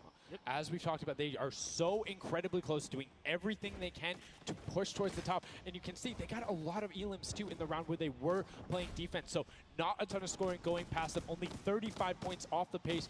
But what I'm shocked about right now is there is nobody running 2-point props at all. Zero. Tamori is a genius. He was already spotted out for the statue. He kind of hit over to the side and said, you know what, I kind of got to wait here. I can't park this statue out in the open. He's going to be hunting for me. And that's exactly what he does. Kind of sits it over on the side there. And that's how he earns himself another point. So they're actually playing very, very smart here. And that's why they've been doing so good at these competitions. I think the guards need to be slightly more aggressive. There's it's unlimited ammunition. You can't run out. Oh. If you think something is suspicious, or if you just want to take a shot at it, shoot your shot. Yeah. What's the worst case that happens? You miss. There's no accuracy stats going on there. If something looks suspicious, don't let it through. You're the guards, and you want to deny as much as possible. And again, every match is for $55,000 for the winning team. You want that, and that will lead into the Llamas as well. You don't want to end up in that 4th to 8th spot. You want to push past your competitors as we see a whole mess of air conditioners going in there, the water heaters in. It was fantastic for Ravens Revenge, and Llama Record Co. are also climbing their way up the leaderboard, 110 points so far. Great job for the Llama Record Company. Alex, JJ, Carnifex, Venos, and Hand of Blood. This team is doing great right here as they seemingly inch their way to the top somehow, overtaking the Cuddle Crew, which, by the way, Lackland's team has been showing up here. It's good to see them, catch a little bit of domination here in this junkyard juke. Well, like we said, the creative finals is all about celebrating the different types of creative skills. There's different ways to express that. We have the World Run where it's there. We saw Sky Station Showdown, which shows off building in team tactics. And right now, Prop Hunt is all about min-maxing efficiency, working together, and hitting your shots. Yeah, absolutely, because when you're in that guard tower, you don't have opportunity to miss. You let them score, they're going to break free and break away with the lead. Here's a look at Svenos here, who's that bullseye, just kind of blending right in. The archery target, there's a lot of them out there, but you need to be careful because they're slightly harder. And come on. Uh-oh. Really? He's floating up Really? there. You can see kind of like the look on his face. He's like, there's no way this works. And one other thing to talk about is orientation of your prop. So you notice he actually swapped his camera and pointed in the other direction. Oh. Unfortunately, was clipping into the trash bag there. But if you're running forward, your prop faces backwards. So you need to run and then turn, settle yourself. That's the best way. Or you orient yourself around the stuff that's near you. Because if you're facing in a totally random direction, that'll earn a bullet in most circumstances. I love how aggressive they were at the final moments. The clock was You gotta go. Yeah, the clock was ticking. They're like, you know what, we gotta get in here. But that was round 3 of 4 for this first game right here. And, it's kind of going either which way. So if you've already had your shot at the guard tower, you're safe. You're good. You can keep getting points. But if this is your last opportunity, you're in a guard tower, that's all the points you got. That's it. They have to hold strong. So this is where it really comes into mind who is running, who is in the tower, and what does the scoreboard look like. So right now we can see right away Llama Record Co. is up there, and I believe it's with, I didn't see who that other team was. When we pan back over, we'll call that out. But Llama Record Co. is in first right now, and I think Cuddle Crew is with them as well. So it's typical that the top 2 would be up there, and it is. The top 2 teams are in the guard tower. So right now, everyone needs to unseat them. Otherwise, they will take this first match of set 2. I'll be honest with you, it's a pretty big lead. That's a substantial lead. Whoever is left in the game, the Sunshine Soldiers, Funky Fighters, Chicken Champions, you got to bring these big items through and do it successfully with the limited time left in this round right here, because if not, it's going to be hard to catch up to that 150. We're starting to see a little bit more consistency right there. And look at Svenos just shooting. He's just shooting everything. He's not worried in terms of going through there. Does hit one elim, fires the shots off going through, trying to look at just anything that he thinks doesn't look normal. Anything that maybe not have been there before. It's like one of my favorite things, watching him just shoot the boxes like, what's that? Was that there? Was that there? Was that there? Was that there?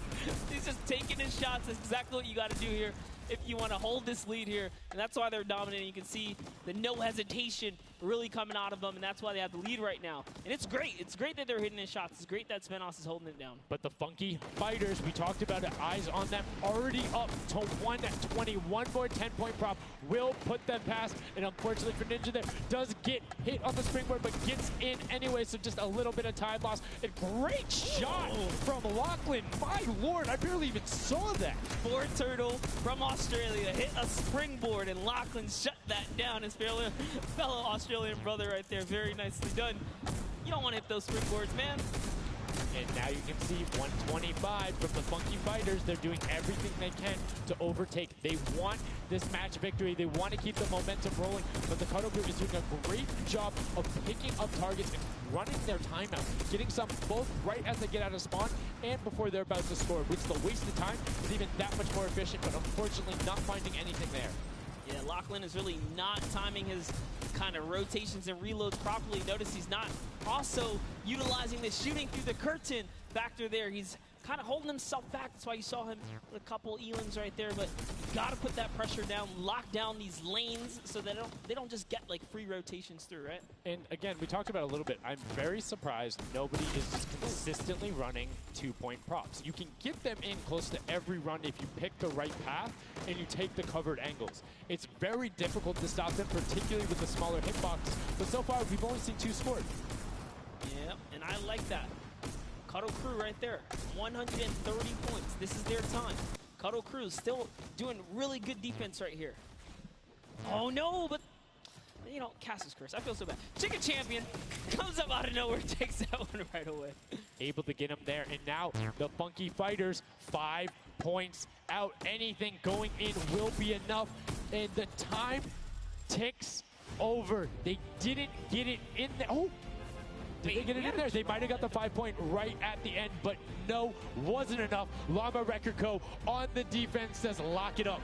We good. Brilliantly done from them. And that's what I'm talking about. When you're sitting there on defense, you know exactly how long you need to keep them out. Exactly what you need to do in order to take the victory. And no surprise there. The guys who are all about that apocalypse game mode during the creative trials, able to take home the very first match ever on Junkyard Juke. That was well played. Valiant effort for everyone that participated in that run right there. And it was a close one. 150 points to the contender having 145. Just 1 point. One small radiator. And this is what I'm talking about, where if you had one person who is running just 2-point props there and got their successful runs at the end, they would have it. That's 3 successful runs. That takes about a minute, and you could have collected it. So go ahead. Nobody opted to Maybe some of these guys need a little help here. Let's redo this. What would you suggest here, Sundown? I don't want to say suggest, but I had an opportunity to play a decent amount of it. I'm a big fan of kind of adjusting based off of the scoreline. So if you're seeing you're able to consistently keep running 2-point props, get the guaranteed points. If somebody's playing really good defense and you're not getting 10-point props in, you need to pivot away from that strategy.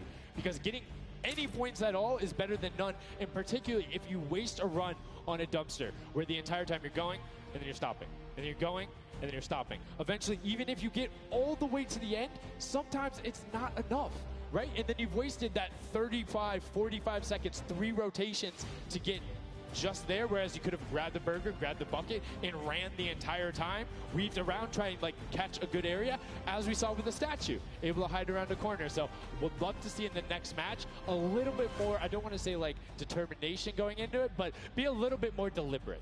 That's right, but let's go on and hear from some of the deliberate actions over with Zeke, down with our winners. What's up, guys? I'm hanging out with the Llama Record Company. They took away the prop hunt 5-point lead. You guys locked it up at the very end. And Blood, I'm going to start with you. And one person I want to call out specifically is this man right here, Svenos. Very tall, tallest man on the planet. It feels like this guy's a very good pick for your team. And I want to know why him, and then also why you picked these other 2. Yeah, I mean, I picked all those guys because this game mode is all about skill. There are no random things in it. You need good aim, you need decision-making for sure. And Svenos, I mean, he's like a Spandau. He really likes Spandau. That's kind of the best city in the world. And that's why I picked him first, for example. Okay, now Svenos, I'm going to put you on blast for a second because we've known each other quite a while. You know, I'd like to believe that your creativity is what allowed you to win. Let's think back to the time where you wore an entire green outfit and you danced and had a galaxy over yourself. Do you feel like that galaxy and that kind of creativity helped you get this dub? I don't know what you're talking about, mate. I think people at home that watched, you guys probably know exactly what I'm talking about. Let's go over this way now. What do you think about that game mode? Was it what you expected? Was it different? Did it catch off guard? Were you ready to just jump into it? It's enjoyable. Once you get the hang of it, it gets a lot easier. You just got to work out who's good at aiming, which team's on the tower, and after that, you're good. All right, final question. Do you think you have what it takes? Are you gonna? Is the Llama Record Company going to be the team? You think someone else is standing in your way, or is it all you guys? I think it's going to be all us, yes. There you go. Man, a few words, that's all they need. Gentlemen, thank you so much. Best of luck going forward. Back to you guys on the desk. Thank you so much, Zeke. Another brilliant performance there coming out of the Llama Record Company. We talked about their versatility. We talked about how quickly they pick up competitive matches. But this is what happened in the first set, right? They were there. They were confident. They're like, yeah, once you get it, it's easy. And then all the other teams immediately caught up. So it'll be very interesting to see if that same story from set 1 is what's happening in set 2. Yep, that's right. Alex up there said it best. You know, he had the confidence. He felt good in those final moments. Hey, you know, once you figure out who's aiming, maybe just avoid him. Yeah, I mean, if somebody is hitting all their shots, you need to take a different route. You can't go and continuously challenge them because, again, we talked about that. If you waste all the time to run through and the guy hits a lucky, or I don't want to say lucky blind fire, but a consistent blind fire through there, don't keep running that way. But like we said, this is the first time seeing the Junkyard Juke mode, and we talked about the Prop Hunt mode earlier, but you can play it live right now in-game. There's an LTM that's available only for this weekend. Let's check it out.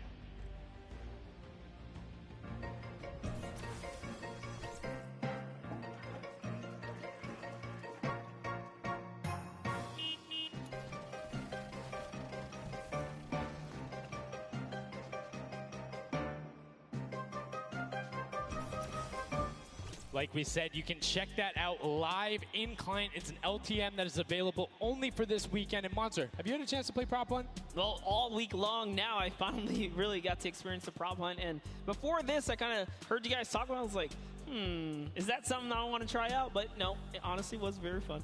There's so many just fun moments, but the ability to then push it to a competitive level, these guys are doing great, but we're now going to get into match 2 of set 2. The second time you will have seen Junkyard Juke, and let's see who is able to push on. The match is about to start.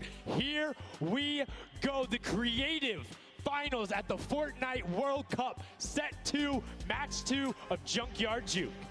That's right. So in the tower, we have Ninja's team, the Little, Whip, Warriors, Taco, Gaz, Taldoc. We're jumping straight into their POV. So notice Ninja firing right through those blinds. He saw something moving back there. He's trying to pinpoint. What was it? He does, of course, track him down with Sport Turtle. Ooh, just a little pixel. You know, you stand out, you're going to get popped here. He needs to make sure he's still watching his left-hand side, though, because there is a whole run on that corner right now where people would be able to come out, and now all of a sudden you see Alex JJ, Tyler, Ryan Fanta, MSYB all heading that direction. Nobody is checking that corner. He's checking it every now and then, but he's primarily aiming on the right, and right as I say that now looks back on over as the rush comes through, but MSYB and Rubius are able to get in. Brilliantly done from them, getting the first points on the board as the Funky Fighters again are able to pull out to a decent lead. What do you think? Would you rather be up in the guard tower first and kind of get that out the way? Or would you prefer to kind of jump in as a prop and get your points first?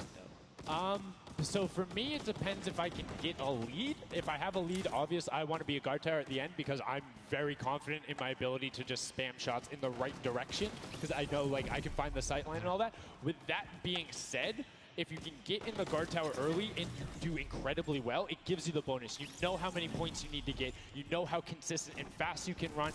And right now we're seeing a lot more 5-point props than last round. People consistently trying to get those in, recognizing, hey, they're a little bit quicker. People are finding their angles now. But as I say that Achim with the Sunshine Soldiers gets in that truck. 10 points going over to them, and 15 actually as a 5-pointer got sorted right at the same time. That was perfect. Yeah, and the Sunshine Soldiers had a great last run. Achin and his crew really pulled it together. They were at the top for a while there, but in those final moments, we saw the Chicken Champions take away and kind of break away. And now look, no surprise, Chicken Champs, they're feeling it. They found their rhythm towards the end of the last one. If they carry that over, this is going to be a close one.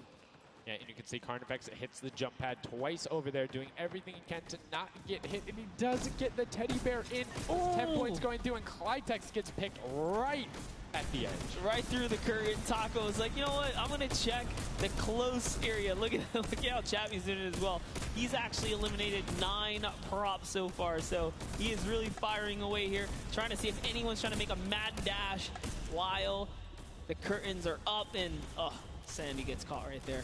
Good shot right away. 20 seconds left, so players need to start running if they're going. Good shots coming out from Trappy to get it there and get the reload off. Saw the truck over on the side, is able to pick that one up, and now is looking for the smaller props towards the side. Knew there was movement, just wants to fire it up. Only 10 seconds left. They should be able to get the defense, but there goes a bucket. Look at it. Oh, the cactus. Those are hard to hit. Was able to pick it up just at the last second. Good attempt from Kutu, and you can see the points already coming across. Players so far sticking to their game plan. 5 and 10 point props all the way. That is the way to go. Inch your way up and over to that victory there. But that was just the first round of 4 here. Round 2 is going to begin. What's going to happen now is, again, the guard tower is going to mix up. We're going to see new players in the guard tower, and then the other players that were previously in the guard tower back on the prop hunt floor. Yes, you get 1 round in the guard tower, 3 rounds of running as the props, and you can see right away now you have the Funky Fighters up top, and the shots go out as soon as the blinds go down, not letting anything happen as the props march their way out of spawn. This is fun right here. I love watching these trucks waddle about, really trying to find their way, and they see the light go to change, plant themselves down, and they were back out to the field here. Yep, and desperately trying to avoid. Oh, there's no way. You're stacked on top of each other. Come on, you got to shoot one of the two. Shots are going towards it, but right now Zan trying to get that cuddly cute teddy bear into the incinerator. Not a sentence I ever thought I would say there, as the Archer is now doing everything he can. Hits the bounce target twice and is able to convert as Magma gets another good run and sneaks in under the shots of Dracius. That's right. This is just getting closer and closer as we have a 3-way tie now. The Fish Fam, Llama Record Company, the Cuddle Crew, all at the top here, and it's still a very close game so far. Dan Yan right here from the Sunshine Soldiers, peeking around, using that camera angle, trying to see when it's time, wants to waste no time here. Bat, it goes down and off to the races she goes. But will it change? Yep. Actually, stops early too. Says, you know what, I'm gonna play it safe, I'm gonna stop before the curtain comes up. And she has to be having a blast right now. She says one of her favorite things about creative mode is kind of the wacky and Waynian situations you get into, particularly like prop hunt. So this must be a game mode that she's doing incredibly well and enjoying herself in. As you can see there, her team is able to get a couple of props in there. Gotaga and Clytex try to make the final little sprint. Hand of Blood gets another 10 points over, as does Taco with a 5-point statue there. Scissors is hanging around on the side there. Will go through. No, I did not mean to call you trash. You just are a dumpster now, quite literally. Quite literally, but oh, the rage. I read the lips. He said, I was so mad. He got taken out right there. And I like this. Let's see how he decides. He's going for those 10 points, though. Notice he went straight to the right for the big objects. That's the risk. That's what it was about. That's what happens. You need to be careful not only of the fact you're bigger, easier to see while you're moving, but you need to find a blank space in order to set down. Can't be clipping into anything else with 45 seconds remaining in round 2. And you can see Svetos a minute before the guard looked at him. He's like, I don't, nah, I'm out. Right there. And right now, relatively top heavy. 70-70, and as I said, Fish Fam does get their 80th point, but Lachlan hanging out on top of the Rebel. 28 seconds left. Does find an angle. You know, I haven't been to this section here where all the vehicles are. This is the section I'm talking about, where you can grab a burger in a bucket, go out, and not expose yourself except for during one period. And as long as you either full run the time through or you opt to sit still during that time, then you're good. You will score literally every single run. It's just you have to be a 2-point prop, and you have to go to that exit. Oh, Dan Yan right there, unfortunately, couldn't push through in those final moments there. And that was round 2 of 4. As we are looking to get into round 3 next. So they can earn some more points. And every single set matters, right? Every game matters because there's a lot of prize on the line. Yes, every single match is scored. The top 4 will receive a gradient of money going from $55,000 down to 20, and then you have the 4th through 10th all receiving 10. That prize is then decided who will receive the Silver Llama. The Funky Fighters currently have one, but who will be able to press with them? Clytax, that vehicle is way too big, buddy. You can't just be trying to squeeze it behind that and not think someone's going to see the tail end of it. Here we have Bensor and Drakias close by one another. Bensor gets popped through the blinds there. And wait, so he's going to take a couple shots. He said, does his truck belong here? He did miss, though. Lucky for him. The bad aim and that moment right there is going to allow him to sneak that big 10-point. No! He gets taken out. Right there, that's no points for him. 10 is huge in this mode, too. It's very difficult to get a vehicle all the way through. I mean, it's swingy, right? If you think about it, the last round was one with 150 points, right? So if you get a singular 10-point profit, that's not an insignificant percentage there. Like, that's going to be able to help your team, but you also need to set your feet there, as Kororo didn't hit the crouch button. It was like, I see you wiggling a little bit there. Yoink. And there's Ninja, Ryan, Fronta, Chappie, and many others still in the running here. Just kind of peeking around. You see Tyler shooting straight through the curtain. It almost looks like he's beelining his shots down the aisle there, trying to see if he can get anyone trying to exit out. Zan sees one pop up in the air, and I think he might have clipped that person out. Nobody was watching that side. Oh, Fishfam needs to communicate better right now. Nobody was covering that other side. We saw two teams able to get a decent run out. But right now, Llama Record Company still holding the lead, sitting at 100 points. But don't forget, Fishfam are up on top right now. Are the guards, which means they're not scoring points. He's so fast. Ryan Fronta is so fast here with this prop. Even moving it, he doesn't care. He's going all the way for it. But he's got to watch for traps. See the fear? He's like, you know what? I'm not even going to risk it. I'm going to wait here and get the secure point. So one important thing to notice, too, is Ryan is taking paths consistently that take him to the corner of the guard tower, because the corner provides you with a little bit of natural cover, and it breaks that sight line up. If you're only staring out in one direction, it's super easy to be like, no, that car was not there. I know it wasn't. If you're flipping back and forth across that corner piece, it just breaks up your field of view a little bit more, and it's that much harder to try and figure out what's actually going to hit. That's right, and oh boy, is MSYB going to be able to sneak this huge chuck in? Oh, he actually hit something there. He's going to sneak it right underneath. Lucky for him, the shot did not come back in time. But just that big archery target was almost enough to kind of block him right there. Venos gets another large object in as well. And that's another 10-pointer for the Llama Record. It was fully processed here, so now he's at 130. Can the Cuddle Crew hold the lead here, though? Can they secure it? All the Llama Record Company needs to not score right now, and they'll continue to kind of stay in the lead. And you can see Scissors is hitting a ton of shots. They're trying to get the retribution as the guard, and now we're heading into our final round of match number 2. So we'll see who the guards are, see what the stakes are, and who will be able to take that #1 spot. Again, first place, $55,000, and that much closer to Silver Llama #2. And again, we have the Cuddle Crew and Llama Record Co. up on defense. Let's check out that scoreboard. And Cuddle Crew, Llama Record Co., first and second. Who will be able to overtake them? And they are so close to 5 points separating. It's a battle for first and second now. Yes, Lackland and the rest of his team are trying their hardest. They have to stop people from scoring. The Chicken Champions get up. They can just easily snag this away. But for now, they know the Llama Record Company cannot. They can't take them over. Ooh, I thought he was going to shoot that car. He knew it wasn't that. Nice. Finds the box right around the corner and then gets another one right after. Blind fire through the shade as Rubius is looking to post up there. Spanish YouTuber trying to find a way in, trying to lead his team, and they've overtaken the Llama Record Co. with plenty of time and are tied with the Cuddle team. Any singular point now will put the Chicken Champions as our match 2 winner. They need so one prop. That's right, they're so close here. Magma trying to hop on over. Who's it going to be for the Chicken Champions? Who's going to be? Do you think they get a 2-point prop? They have the scoreboard in front of them. They know they need only that. Do you think they run one in, or do you think they stay with what they're doing right now? Honestly, I think they're just going to stay with what they're doing. It's working. Why break the formula here? They have over a minute to do so. And just like that, they are going to sneak that will in be here. it. Yes, brilliantly done. They're overtaking them. And now the question is, can the Little Whip Warriors get enough in to catch them? It's a 25-point spread, but you can get that. You have 4 runners. You can get that in a single run if you're well coordinated enough. Will they be able to catch up, or can the Chicken Champions edge it out and be our match 2 victors? That's right, because the Cuddle Crew is now bumped out. The Chicken Champions are holding it. Little Whip Warriors have scored, though. 1 minute left here. Uh-oh. Raven's Revenge coming up as well, as is the Fish Fam. This is actually getting closer than we would have thought.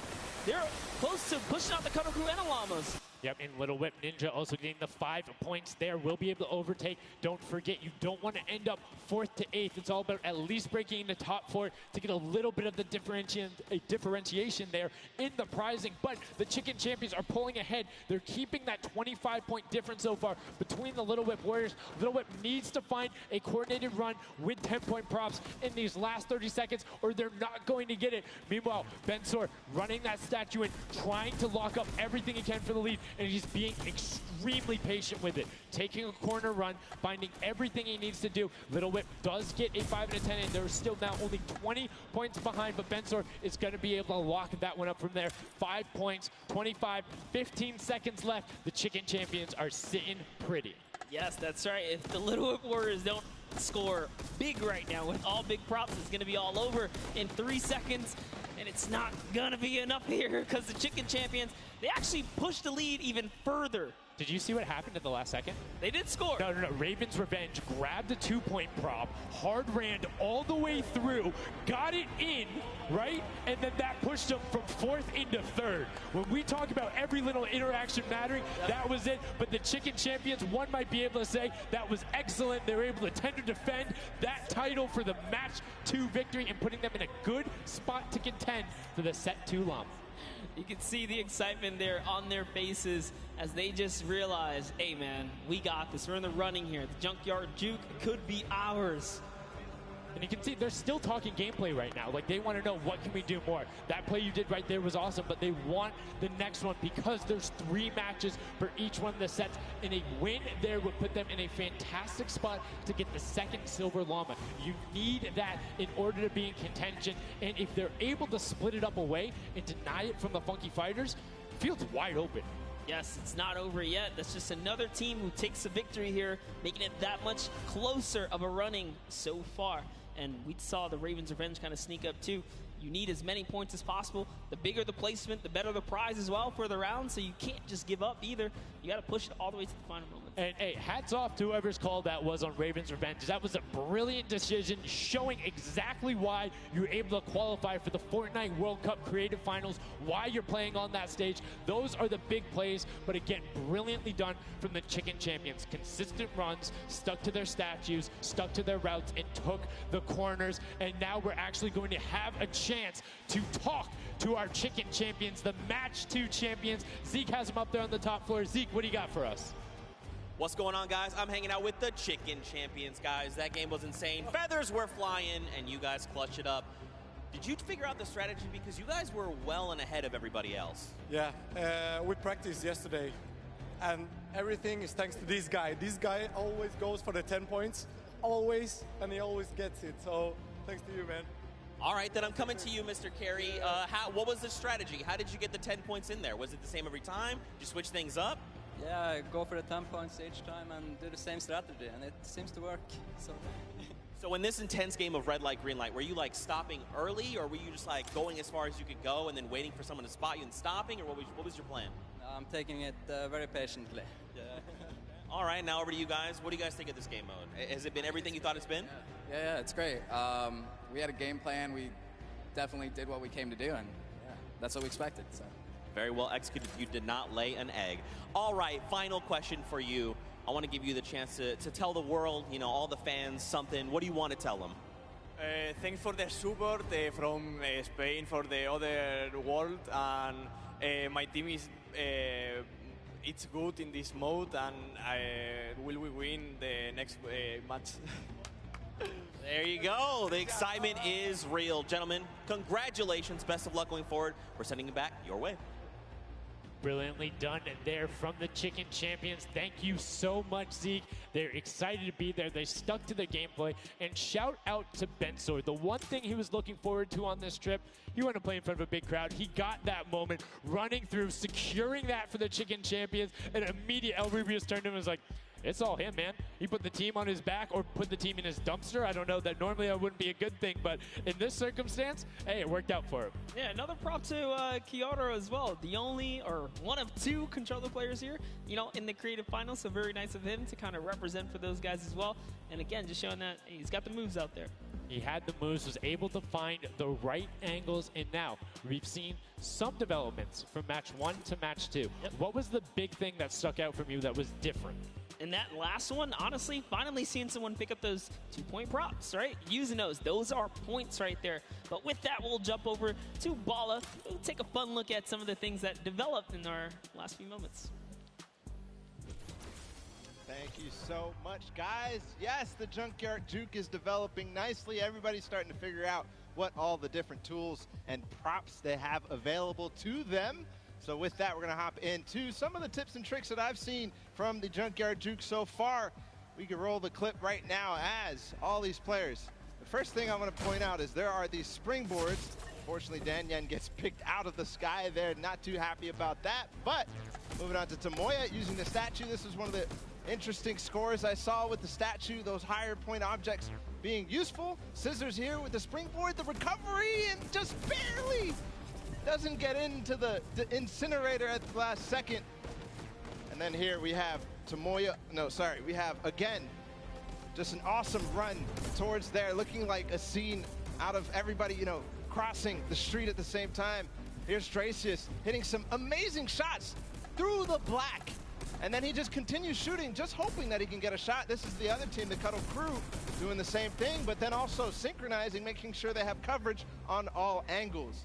Finally, Tomoya made some amazing calls. We'll listen to them in a second, but this is what he did, always timing it perfectly so that he can get in and make sure that his teammates also go at the same time and make it into that incinerator.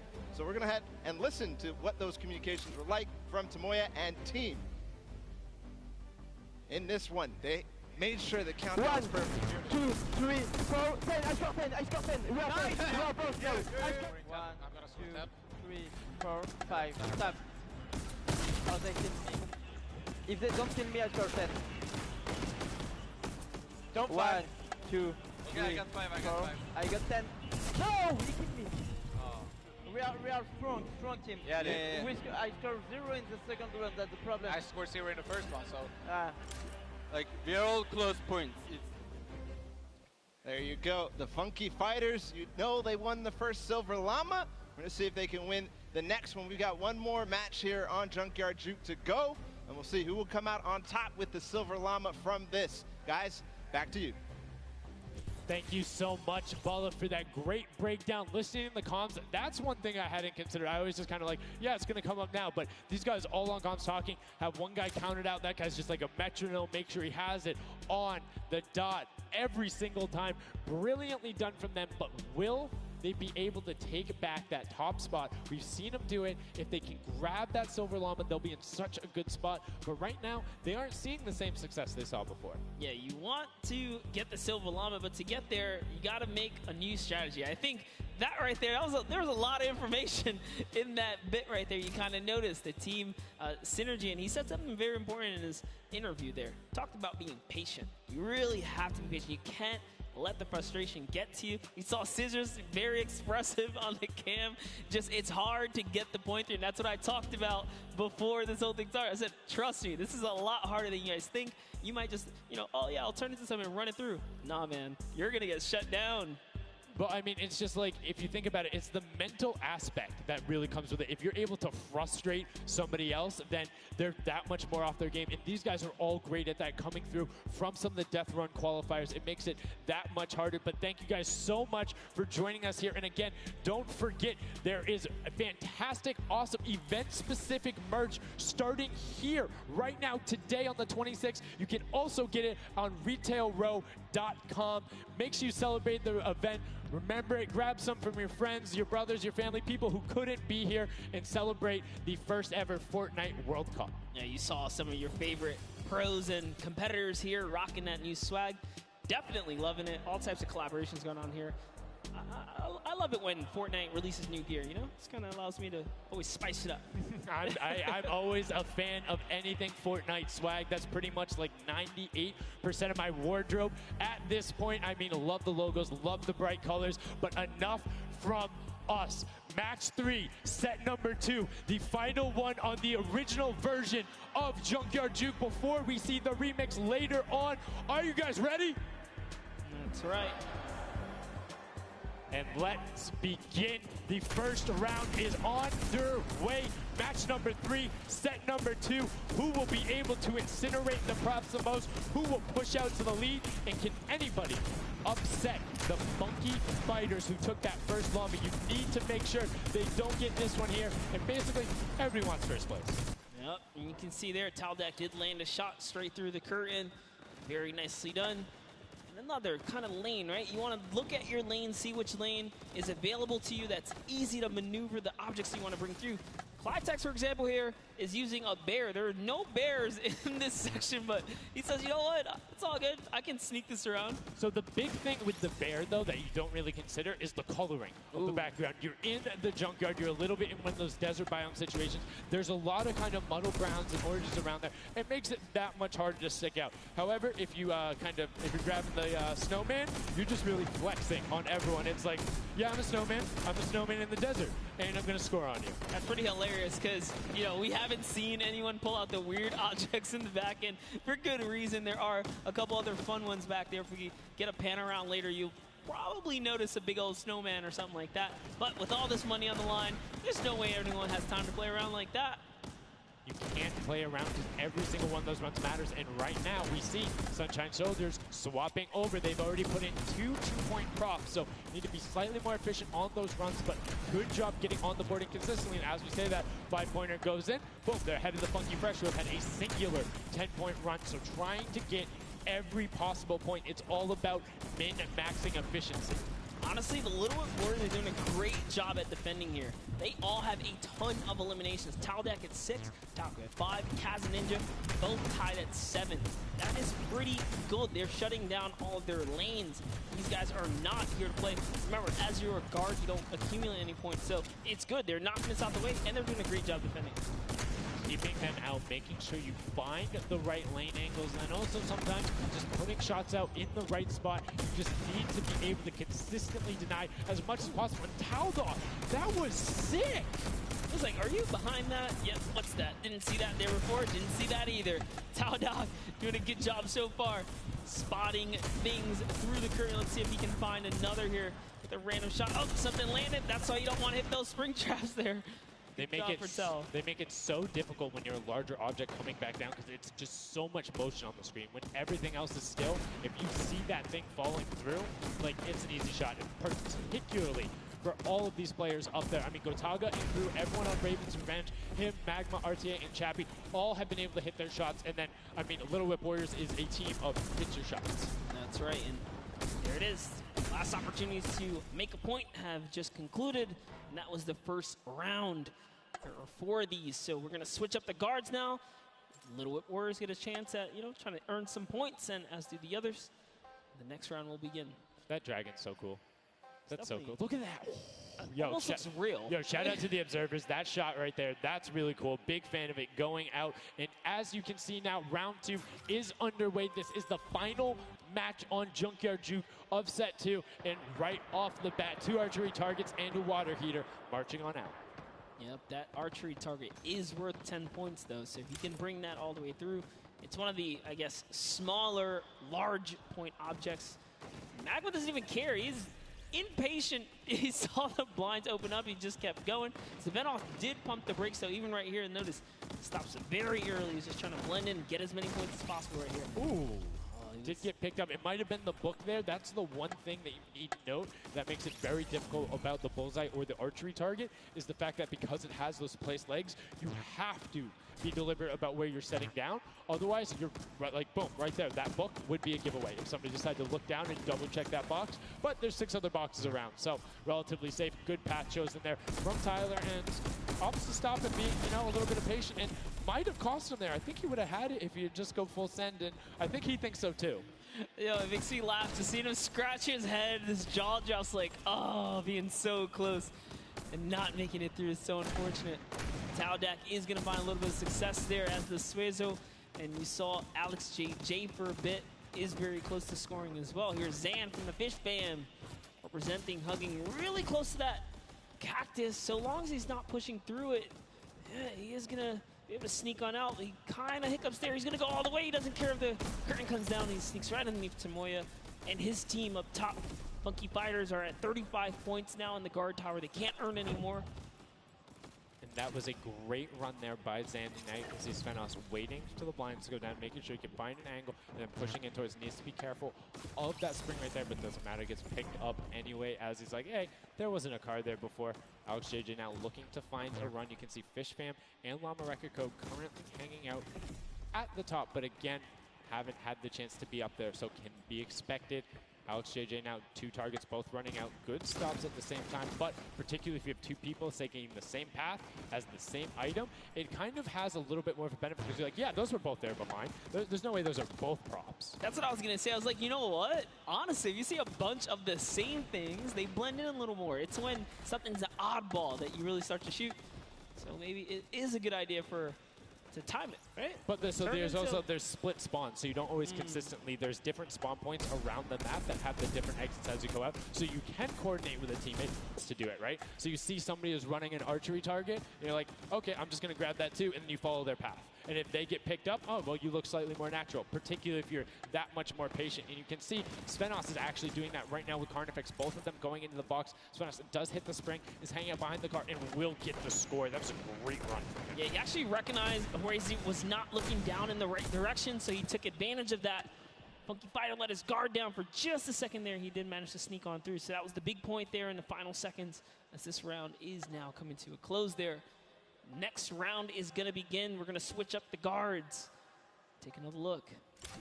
And no dancing, just props and shots going out from the guards. Round 3 kicking off in the final match of set 2 at the Creative Finals. Who will be able to take that second silver llama? And right now, you see Bensor is going in for the 10-point prop right away. Kutu does get the Mimic, but then opts to go for a different route. Another teddy bear on the run. That's right, Kantaka representing here. He's putting himself straight behind every object that he can. I love that they're using the smaller objects. It's so much easier to score with those. When you bring those big ones out, it really is hard. He actually put himself inside the truck. You see that? He's following Kuta so close here. Just gotta use him as bait, really. As you get behind him, he's safe.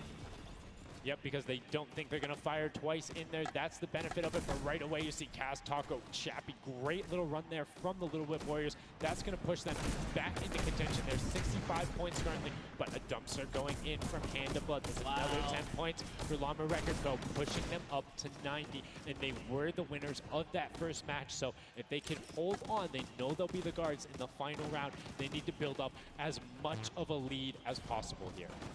Carraro actually has 15 eliminations, so he had a super successful guard round, but the Chicken Champions need to get picked up here. They need these points. And there it is. He's doing a lot of work for his team, showing that, hey, I can push us up here too.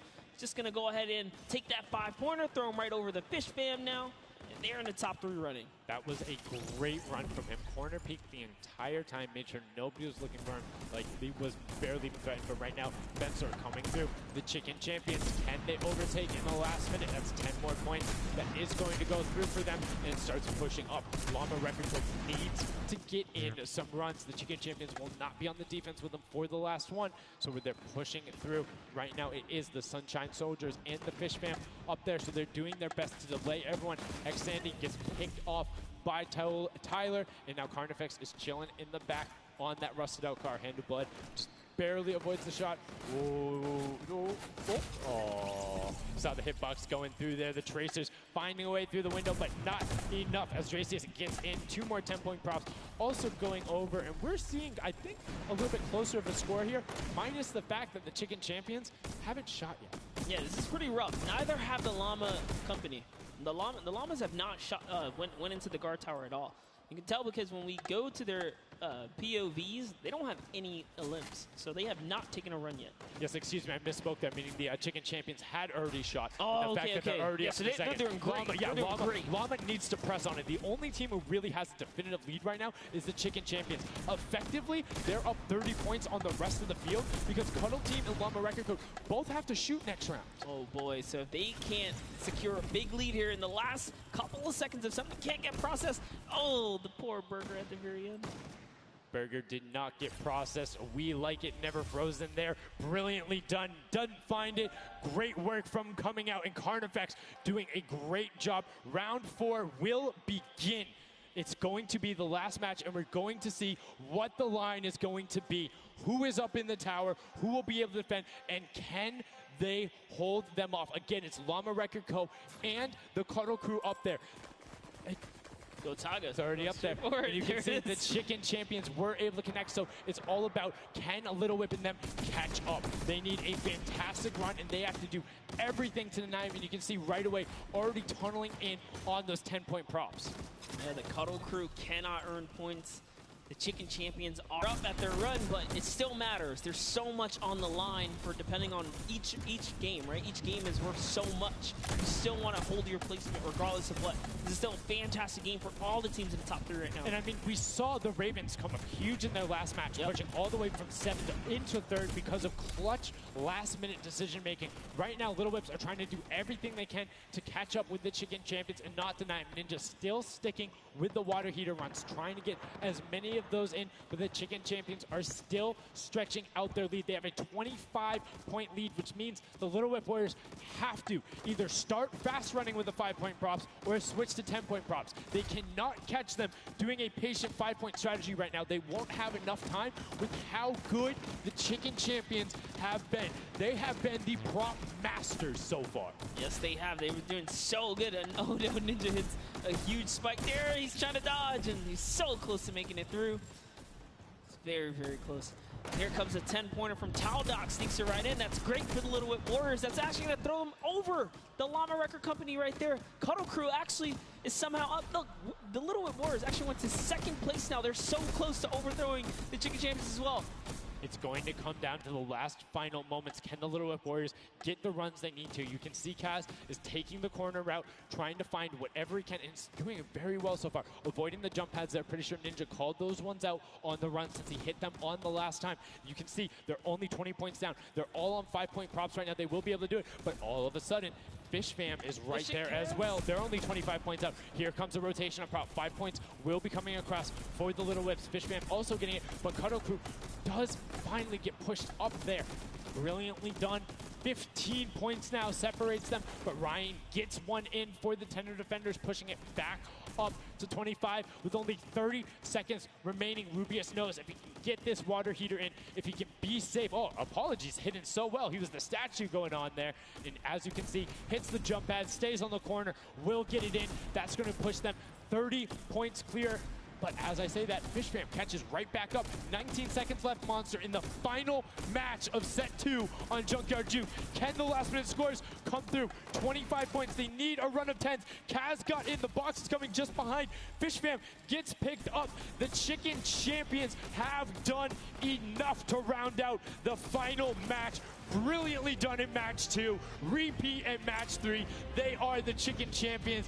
Excellently done, and they defended their crown. That's right, and you have to give props to everyone else that managed to kind of hold a top 3 lead, especially right there in those final moments. Little Whip Warriors, the Fish Fans really coming up at the end there, you know, bumping up their prize earnings, because every round everyone's a winner, but you can earn just a little more.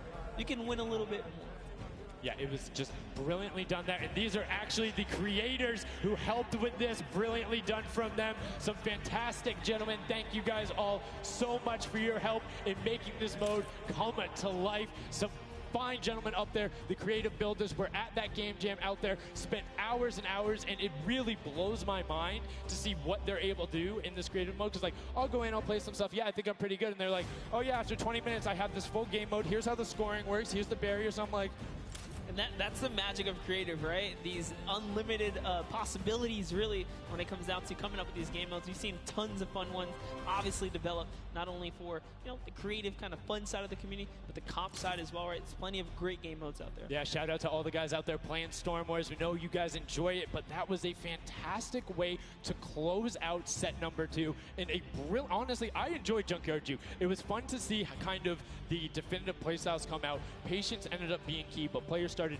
finding the diagonal runs, knowing that, like, hey, I'm going to stick with the statue because this is my comfort, or like, I know on this run I can be blocked by this tree and this dumpster, and I only show myself once.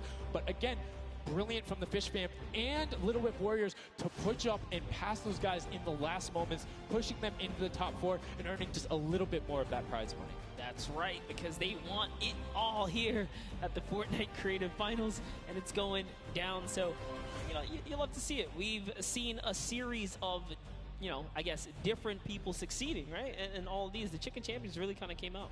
Well, that's what, again, I love about all of this and about creative. There's so many different skills that Fortnite isn't all about one individual thing. You see these guys, and what they're doing is incredibly well. Able to execute the game plan, talk with their teammates, come up with something new, and the Chicken Champions elevated. They were clearly better than the rest at Junkyard Juke, but the question is, will that continue when we get into the Golden Games? Right now, we're going to get a chance to speak with the Chicken Champions, who's up top with Pooks. Pooks, what do you got for us? Thank you so much, Sundown. I am down here with the Chicken Champions, who surprisingly didn't fly the coop. They put on an absolute clinic today in the creative trials. I'm here with Rubius. Now, you guys won the last game as well, so 2 in a row. You guys had a pretty great strategy. Do you want to kind of talk me through that a little bit? Oh, what can I say? It's the power of Norway, the power of Spain, and the power of Detroit. Like, we're crushing it. And we're a chicken, so we're good at hiding. Like, we're not good at shooting and stuff, but at hiding, we're the best. The best strategy, I think, is, well, let him take the big stuff, and we are like the supports. Like, we take the small stuff, the 5 points and stuff like that, and the trick is, don't tell them, anybody, but the trick is to go in the corners. Like, no one is watching the corners. It's insane. So no one is watching the corners. I hope all of your competitors did not hear you just say that. Now, he said that you were in charge of taking the big items. Does that put a little bit more pressure on you? No, it's good. It works good, so. So you guys have a ton of confidence now. You have won 2 games in a row. I'm so excited to see how you all perform in the rest of the day. Going into these next games, do you have anything you're going to change, or are you going to keep things the same? We're just going to keep things the same, stay consistent, keep a level ahead, play slow. That's really it. So. And finally, just for you there on the end, I just want to talk a little bit about, you touched on the diversity of this group. Yeah. Now, I know you guys have really not played together much before. What has that been like, coming together, playing here with your teammates from all over the world? It's amazing. Share these moments with my team, and the next mode, it's amazing. And bueno, this parkour, I think my team is very good in parkour, and I win. We win. You guys are so confident. I love it. Hopefully that carries on into your next games. Congratulations again, guys. Thank you so much. Sundown, back to you. Can I send some love to Twitch chat? Oh, Let's go. Twitch chat. Twitch chat. There we go. It's everywhere, man. Thanks for the plug out there, El Rubius. Fantastically well done. Love to everyone all over, no matter where you're watching, whether it's Fortnite.com/watch, on Twitch, on YouTube, in client, you're loading up all that stuff. Thank you guys so much for all of this, it being here. Set 2 is done. It's wrapped up. But, I mean, we saw a big shift in the gameplay. We saw a lot of different changes going on, and it's going to be interesting to see what ends up converting into the Golden Games when we see a little bit of a remix on it. Not going to spoil any surprises. I know, it's fine. But I'm just curious to see who is able to then take their gameplay and enact it when you get to think on it. Because you get to then process and be like, okay, we were this close. We were right there. If we had maybe like a little bit more aggressive, or like maybe if we were a little bit better on defending, or maybe one person picked a different lane, the result could have been different. And these guys have been so good at adapting to the circumstances that I have no doubt that the Chicken Champions aren't just going to comfortably sit on top. Yeah, not only that, they gave away some strategies, so we'll see if Bala outside can, kind of break that down and see if he can give us a little more insight on everything. Thank you so much, guys. The action is heating up. It's also heating up outside. trying to cool off a little bit here at the Fan Festival. But awesome games of Junkyard Juke, and Chicken Champion seems to be racing away with this one. We're going to take a look at some of the moments from that last game and how they won. So here, first off, just having a good time in the front, and also maybe also flexing a little bit their trophy that they may have just secured in terms of a llama. We'll find out that later. But their strategy the entire time, they said it before in the last game, they're just trying to go for the high points. They're just trying to score these, at least getting not those 2 points that Monster was advocating for, but go for the statues, go for the boilers, all those things that net you tons of points, and that's how they came out to a lead. Here it is again, them just cheering on. We have the reactions from the Chicken Champions on their win as well. Nice trophy lifts. Maybe they'll be doing that later on here. The statue using that to get above the opponent's vision, their field of view, so that they can't see, they can't hit their shots, and the reactions of the win. Just bliss as they win their second game there on Junkyard Juke. Absolutely amazing stuff, guys. I can't wait to see who's going to earn that and who's going to continue on towards their path to the Creative World Cup champions. Thank you so much, Bala, for that in-depth analysis. Now, I know you guys want to see the standings. We want to see them as well. Unfortunately, there was a slight little hiccup. We want to make sure everything is right because this is a huge moment for all of these guys up on that stage. So while we sort that out, we're going to go to a quick break. And when we come back, we will have the standings after set 2 and then move into set 3, which is the world premiere, never before seen world run. So if you need to go do anything, go do it now. Take your bio breaks, take care of everything you need, and then we will be right back.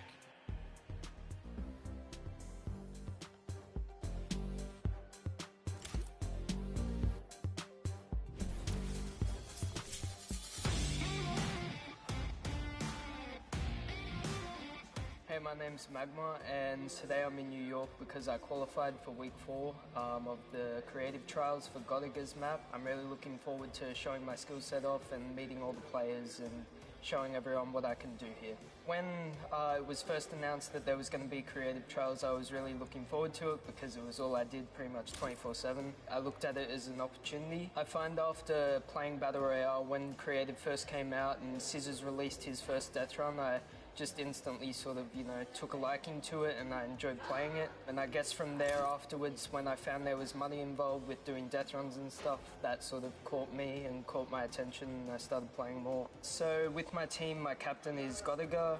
He's a French content creator, and my teammates are Chaps and Ardia. I think we can do really well at the Creative World Cup. I think our team has a good combination of the death run skills, but also the shooting and building and the good chemistry we have in the team. I think it can really make our team do well. I'm Magma, and my team, Raven's Revenge, is going to do really good in the World Cup, and we're going to smash the rest of the competition because we have the Battle Royale skills, building, death run, we have it all.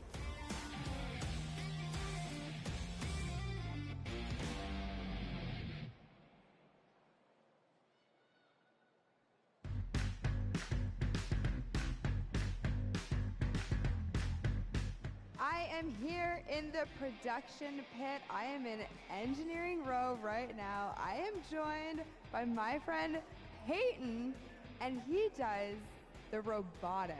Let's talk a little bit about that. What do you do specifically here? We have a bunch of robotic cameras around the arena that we shoot different angles from, and we're able to pick up shots of the players that are playing the game. We also do a lot of crowd shots, so we're able to shoot the audience and get some really great reacts for both the stream and for the front of house speeds that go up on the screens. Well, you guys heard it. If you're out in the crowd this weekend here live for the Fortnite World Cup, show us some energy because Peyton is going to be looking for your reactions, and you could end up on stream. Do you want to play with it, see how it goes? Of course I do. That's not even a question. I'm so into this right now. This is amazing.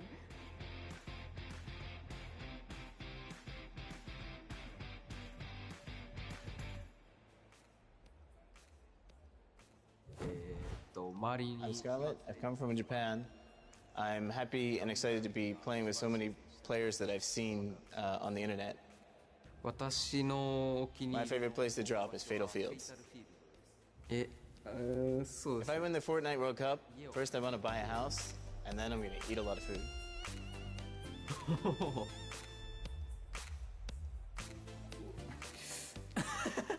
Thank you. You can So heavy.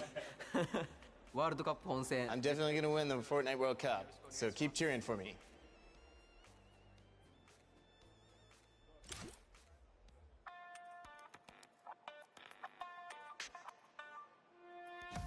Hi, I'm Fortnite and I'm here to compete in the Creative World Cup. I competed in most of the trials and was really excited when they announced the bonus weeks after the original 5 were over. And I competed in the Jadith 100 level map and I had to speed run 100 levels as quickly as I could. I really enjoy like all the different styles of maps and death runs that there are, and I really enjoy speedrunning them and trying to get as good as time as I can. The moment I found out that I qualified, it was just insane, and I wasn't sure if I was going to before that, and it was just crazy that I am here. And Fortnite and the Sunshine Soldiers are going to win because we have 2 captains, so we're twice as good.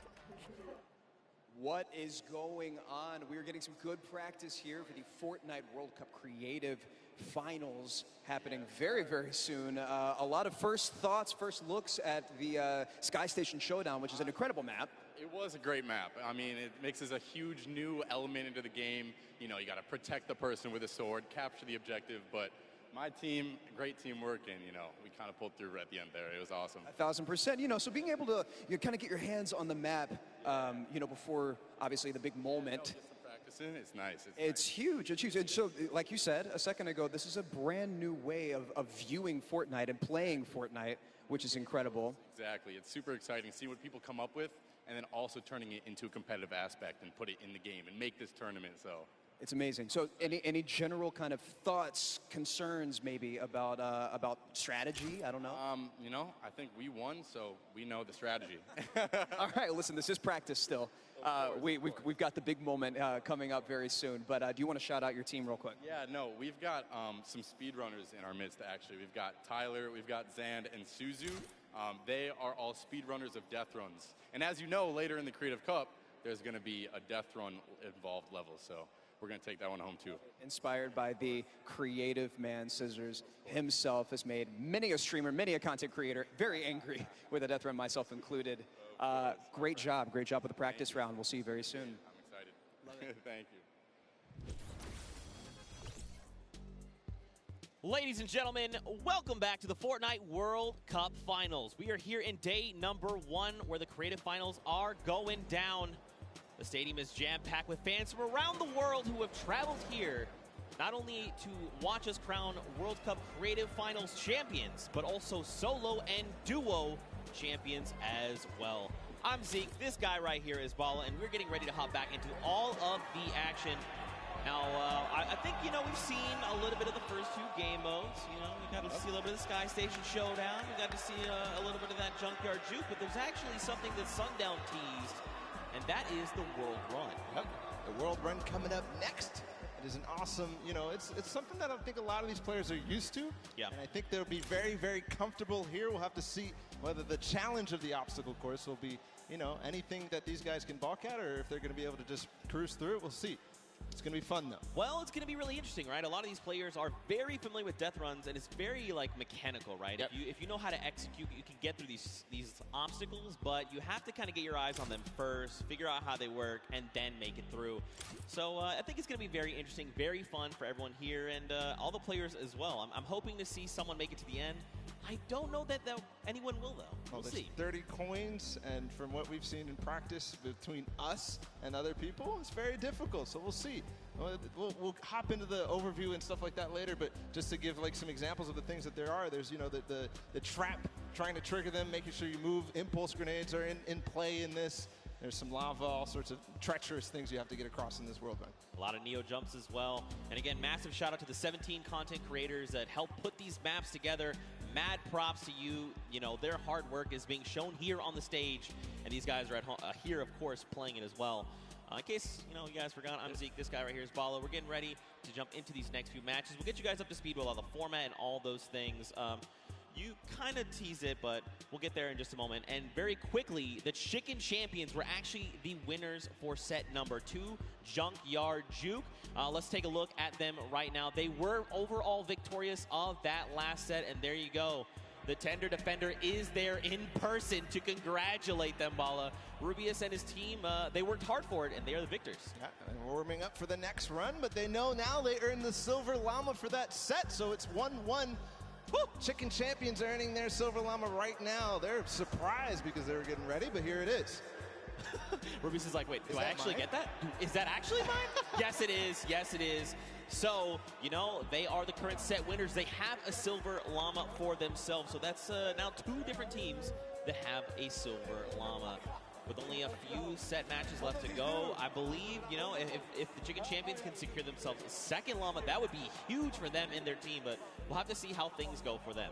And the timing of the Silver Llama couldn't come earlier because they're about to hop in. This is definitely a booster for them in terms of their emotions, in terms of their confidence going into the world run, because it is precise, it is difficult. You have to make sure that you hit it, otherwise you're wasting time. It's going to be a race between these guys to get as far in as possible, so that confidence boost is going to help dramatically in this last normal set here. Yeah, for sure, and it is actually a race. The world run. It is similar to a death run with a bunch of obstacles. Let's go ahead and talk about that and everything that surrounds it. So there's actually 30 coins in the map. Whichever team gets all 30, the fastest or as many as possible until time runs out will be the victor for that round set. You know, like I said, these are insanely difficult obstacles. I'm going to be honest. I'm going to be forthcoming. I'm going to be vulnerable with you, the Fortnite fan. Listen. The farthest I got was 14. It's not bad. Okay. It's actually really difficult, and I'm by no means a death runner. By These no guys means. are the best of the best. These guys are going to fly. In terms of Death Runner, in terms of this map specifically, it's going to be absolutely awesome. We're going to go ahead and take a look at some of those obstacles right now. So go ahead.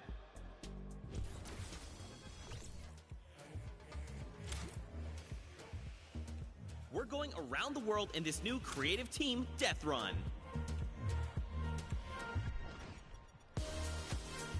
In this challenging new creative game, 8 teams of 4, led by some of your favorite content creators from around the world, will compete to collect all the coins in their lane faster than everyone else. The first team to collect all coins in their lane wins. If they don't finish, the number of coins they collect will determine their placement. If a player is eliminated, they'll respawn at their most recent checkpoint. Any team member can grab a coin for their team, so players will have to work strategically to gather all of the coins before the 10-minute timer runs out. It might sound simple, but it ain't easy. Players have no mats and limited items they can pick up along the way. Each team will have to use teamwork, communication, smarts, and speed to make it to the top of the leaderboard and take home their piece of the $3 million creative prize pool. Ready, set, run!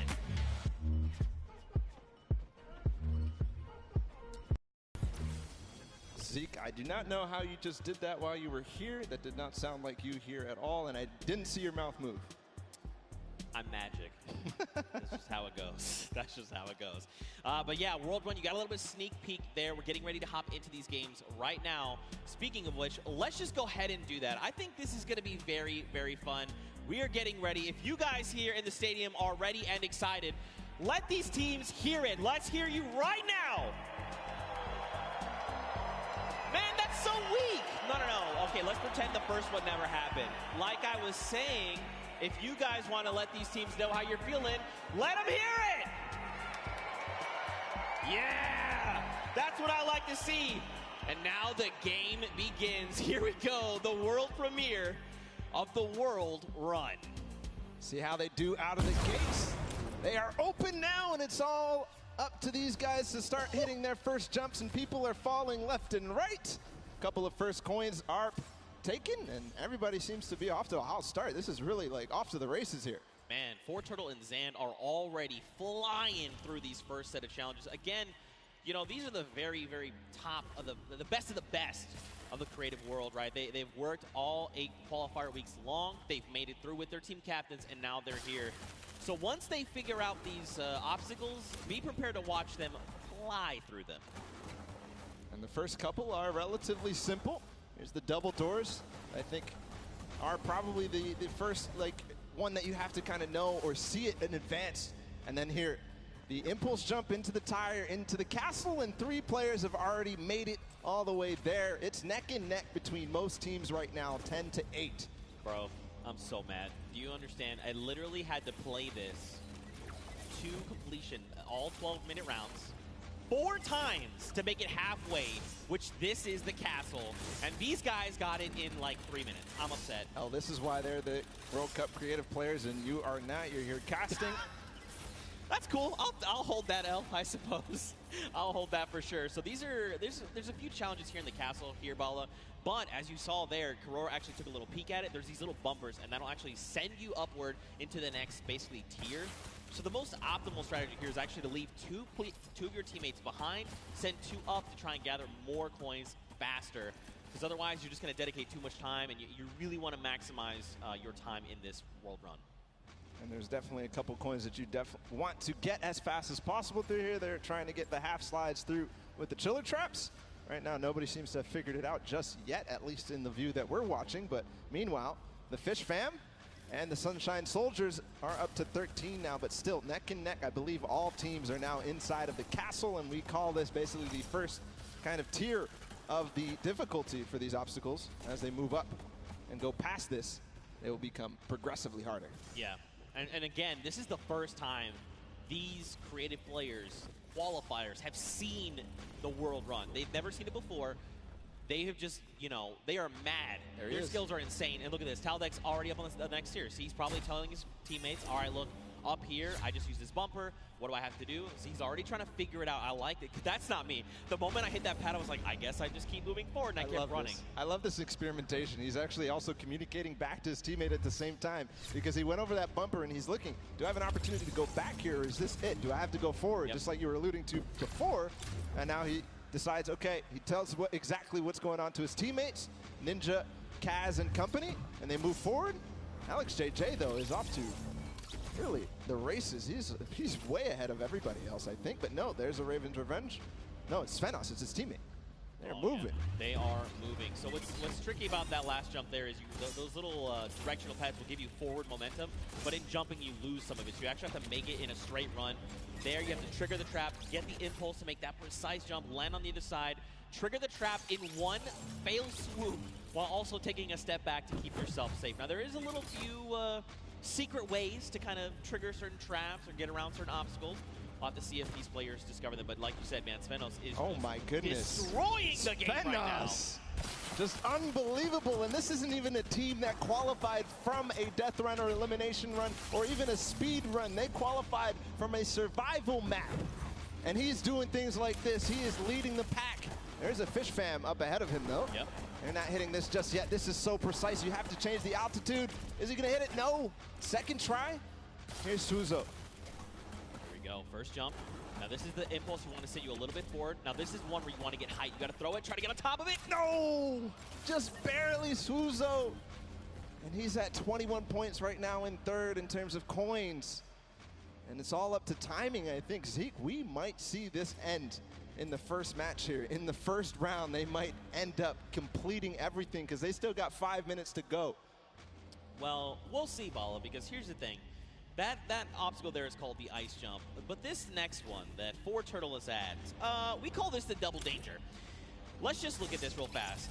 This is really tricky. He already knows. He's already downloaded. He already knows what must be done. So you actually have to double hop, double bunny hop, land on the edge, take a step back, trigger the trap without being eliminated, right? Then you can walk up this small ramp. Then, depending on how you want to go about it, you can just go forward. Yes! He actually makes... Okay, I'm upset. Third try. I'm leaving. I'm done. Fortnite. And he gets the coin in one swoop. Oh, my. But one thing, we have to look at the scores right now. 5 minutes to go. Fish Fam is at 26. They only have 4 coins remaining.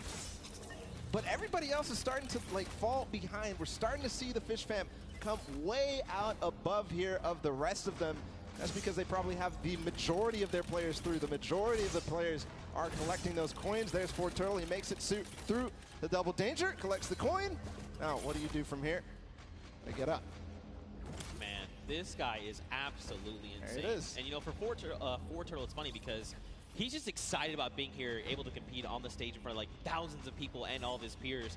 And bro, he is just slaying it right now. Oh, you gotta be careful. Okay, all right, yep. Everything's fine. Now you gotta make the jump. You got the one hop. You gotta be careful. That is... Gotcha! That Get is in trap, baby! That is the first time I've seen that. I've seen the theory. I mean, I've heard it theorized, but I haven't seen that yet. But Fish Fam, I was wondering. It's Scissors and company. 26 points. They're not at the same point that the Sunshine Soldiers are at, but they're at 26 total, the entire team. They have clearly synergized with Scissors here, but looks to be that even the Ravens Revenge are stuck at 26, so this might be a difficult one to get past. Yeah, this one, so the tricky bit about this one is there's actually no checkpoint in between here and where you need to get to. That's what makes the double danger, that double dangerousness. 26 points across, and there's only about 3 minutes left, so these guys really have to focus up, try to get through. Now, the key thing going forward is, again, this is a test of speed, right? So a lot of these players are seeing the traps, they're making it through, memorizing kind of what they have to be doing to make it through these obstacles. Zan's already through. And that means when they get to come through next time, it's going to be that much faster, right? They're going to be just tearing through all of these obstacles like they're nothing. Hand of Blood, Lachlan, here we go. Two Does team Lachlan make it? captains. Oh, hey, this is important too because they still have coins to earn on their own. Right. They're all the way in the back. They're not earning the coins. They're not helping their team out in front, trying to figure out the obstacles. But two captains back there. Ooh. Okay. All right. Trigger the other one. Yes. All right. Land on it. Trigger that one. Dude. Is he gonna get it? Nice dodge. Ooh. This is insane right now, and there's the second player to make it through for Turtle. Into the door, no! Nope, and look, you drop back down. So that's the challenging part. We call this thread the needle, right? You have to make it in one go. This is extremely difficult, and this is where a lot of these players are going to get caught up. But Turtle is a legend. Look at how methodical he is. He's insane. Look at these the precision jumps, man. He's not going to miss this ever again because he already knows that trap, unfortunately, was timed at the wrong time for Clytax, but he's up above. Let's see what he can do here, going to try and attempt this again. Trap above. When he lands on that, he has to jump at the right moment, then slow himself down for Turtle from up above. Still back. Nobody has passed this point just yet. All right, first trap, second trap. Hop across, take a step back. Nice. Jump across, take another step back. Okay. He was trying to be a little greedy there. I respect it. You know, you sometimes just want to land on that without having to kind of hop back out and kind of just risking that. So it's good that, you know, well, it's not good. It's bad that he messed it up, but it's okay. This is Turtle. He's an MVP. We're watching him. This is crazy that it comes down to this. There's a minute and 30 seconds about to figure this out. He got up here before, and he didn't make it through the door. He's not going to make it again. Unfortunately, everybody is hard stuck at 27 coins with 1 minute left. I believe whoever is going to be the first to make it through here might find themselves the first winners on the world run. 1 minute left. You got to be thinking, are they saying Raven's Revenge? Wait, they just got the 28th coin. They might be through Thread the Needle. Next up would be, I believe, bump jumps. Did get through. We saw the end results up there. Made it through the door. Okay. Yeah. Ooh, nice catching yourself. All right, you got to trigger the trap. That boost pad on the side. It's just disappointment and frustration in his face. Ooh. If he wants to secure this, he needs to try to get one more coin in the next 30 seconds because I think Ford Turtle is going to be able to catch up. Here's the jump. Right. This is the first time we're going to see 25 seconds. Okay. So this is where you risk it all, man. This is it, the leap of faith. Watch these precision jumps. We've got 18 seconds left on them. So these are these Neo jumps, right? You jump out and around, keeping that momentum. 10 seconds left here. 1 coin remaining for the Ravens Revenge to find. He just got to get around that corner. I don't know if he's going to be able to climb these staircases just now. No, he's given up. He says no. Everybody else is left in the dust. Ravens Revenge take the first world run with 29 coins. Not quite finishing the map, but I believe next time they might. And these legendary birds of the sky, they made it all the way up there, man. They were on the leap of faith, that last little section there. They had 29 coins, and if they had made it up, especially if they made even just 2 people up there, they could have been kind of starting a rotation, right? You jump first, see how far you can make. I will follow. But the big key for them is now they know what every single relay is, right? So going into this next round, they can say, we know what we have to do. Don't forget, make this precision jump here, do these little things to try and get through. And that could prove to be a very good advantage for them. Yeah, and they don't have the Silver Llama yet. They don't have anything in terms of Llama, so this is important. Any of those teams that don't have a Llama right now, they need to earn it if they want to be in contention towards those golden games. Of course, every match matters, Zeke. They are earning prizes every single match. And that's got to feel good, right, to have a stellar game here to get some of that prize pool for yourself and your team. That's huge, right? Like, so much respect to these. Also, Turtle, what the heck? Yeah. What is this kid on? Yeah. Ridiculous. He was one of the first to achieve every single obstacle every single time. Finally, he got stuck on that one at the end. I don't know what you were calling it. It was a nice twist of the tongue, but just amazing there from Fort Turtle to be the first every single time and then getting overtaken at the end. But, you know, next time, he knows it now. He's probably going to be the fastest to get ahead of everybody because he knows it all now. And you saw how mechanically good he was once he figured out the obstacle. So I think all signs are pointing towards another Fort Turtle performance like that. I mean, like you said, he's downloaded it all, right? He's got it up here, and now he's put it down on paper. I mean, again, though, Raven's Revenge, they've got a little bit of that advantage, right? They've seen the other plays. I think the big thing, though, is trying to get more of your teammates through to the challenges, right? Like, it's very difficult to try and get all four, you know, in one fell swoop, Raven pun. But if you can make it even just that second person, like the moment you start to miss a jump, you're like, all right, I'm going to be eliminated, just go forward. And maybe that person sees where you went wrong and is like, okay, I can make the jump, and then they go forward, right? And then you're just kind of constantly progging through, getting more coins, and getting where you need to be. Yeah, and there was also an aspect of covering for others as they made it through, especially as that castle point happened. We saw Lachlan and Hand of Blood, the two team captains, all the way back in the back, but their teams were still up there because they were covering for them, they were getting those coins. But next time, they definitely need to be trying to make the effort to get all the way through and collect those coins as time progresses. Yeah, for sure. You know, I think what would be only fitting is to hear from one of these teams. Specifically, I want to hone in on the Cuddle Crew. We've got none other than Monster standing by with them to hear their thoughts. What happened here? Okay, yeah. All right, so here we have it, Lachlan. I know, I've heard from the grapevine, these guys and yourself actually qualified for the creative finals through a death run, and boy, oh boy, I just got to know what happened here. How did this translate? This is a death run. What happened, Lachlan? Look, the qualifying map was a bit of a puzzle death run, so, you know, they had time to work with it. It was our first attempt running through, so it was a bit rough. I don't know if you guys caught me sitting on like an impulse level for like 10 minutes, but that was fun. So we're not going to do that this time. Clytak's over here. He's our designated carry, so hopefully he can carry us harder in the next round, and yeah. I hear that. So now I got to come this way. Lachlan is dependent on you guys. What was going on? Was the death run, did it catch you by surprise, or was it just certain tricky moments that kind of choked you up and had you hung up there? Yeah, I was a bit of confused in the castle because I didn't know where to go, and then the impulse jump at the beginning it just messed me up a bit, and at the end I didn't know where to go. It's just a bit confusing. And I have one more question here. So you guys have not seen the death run prior to this. Do you think that kind of held you back?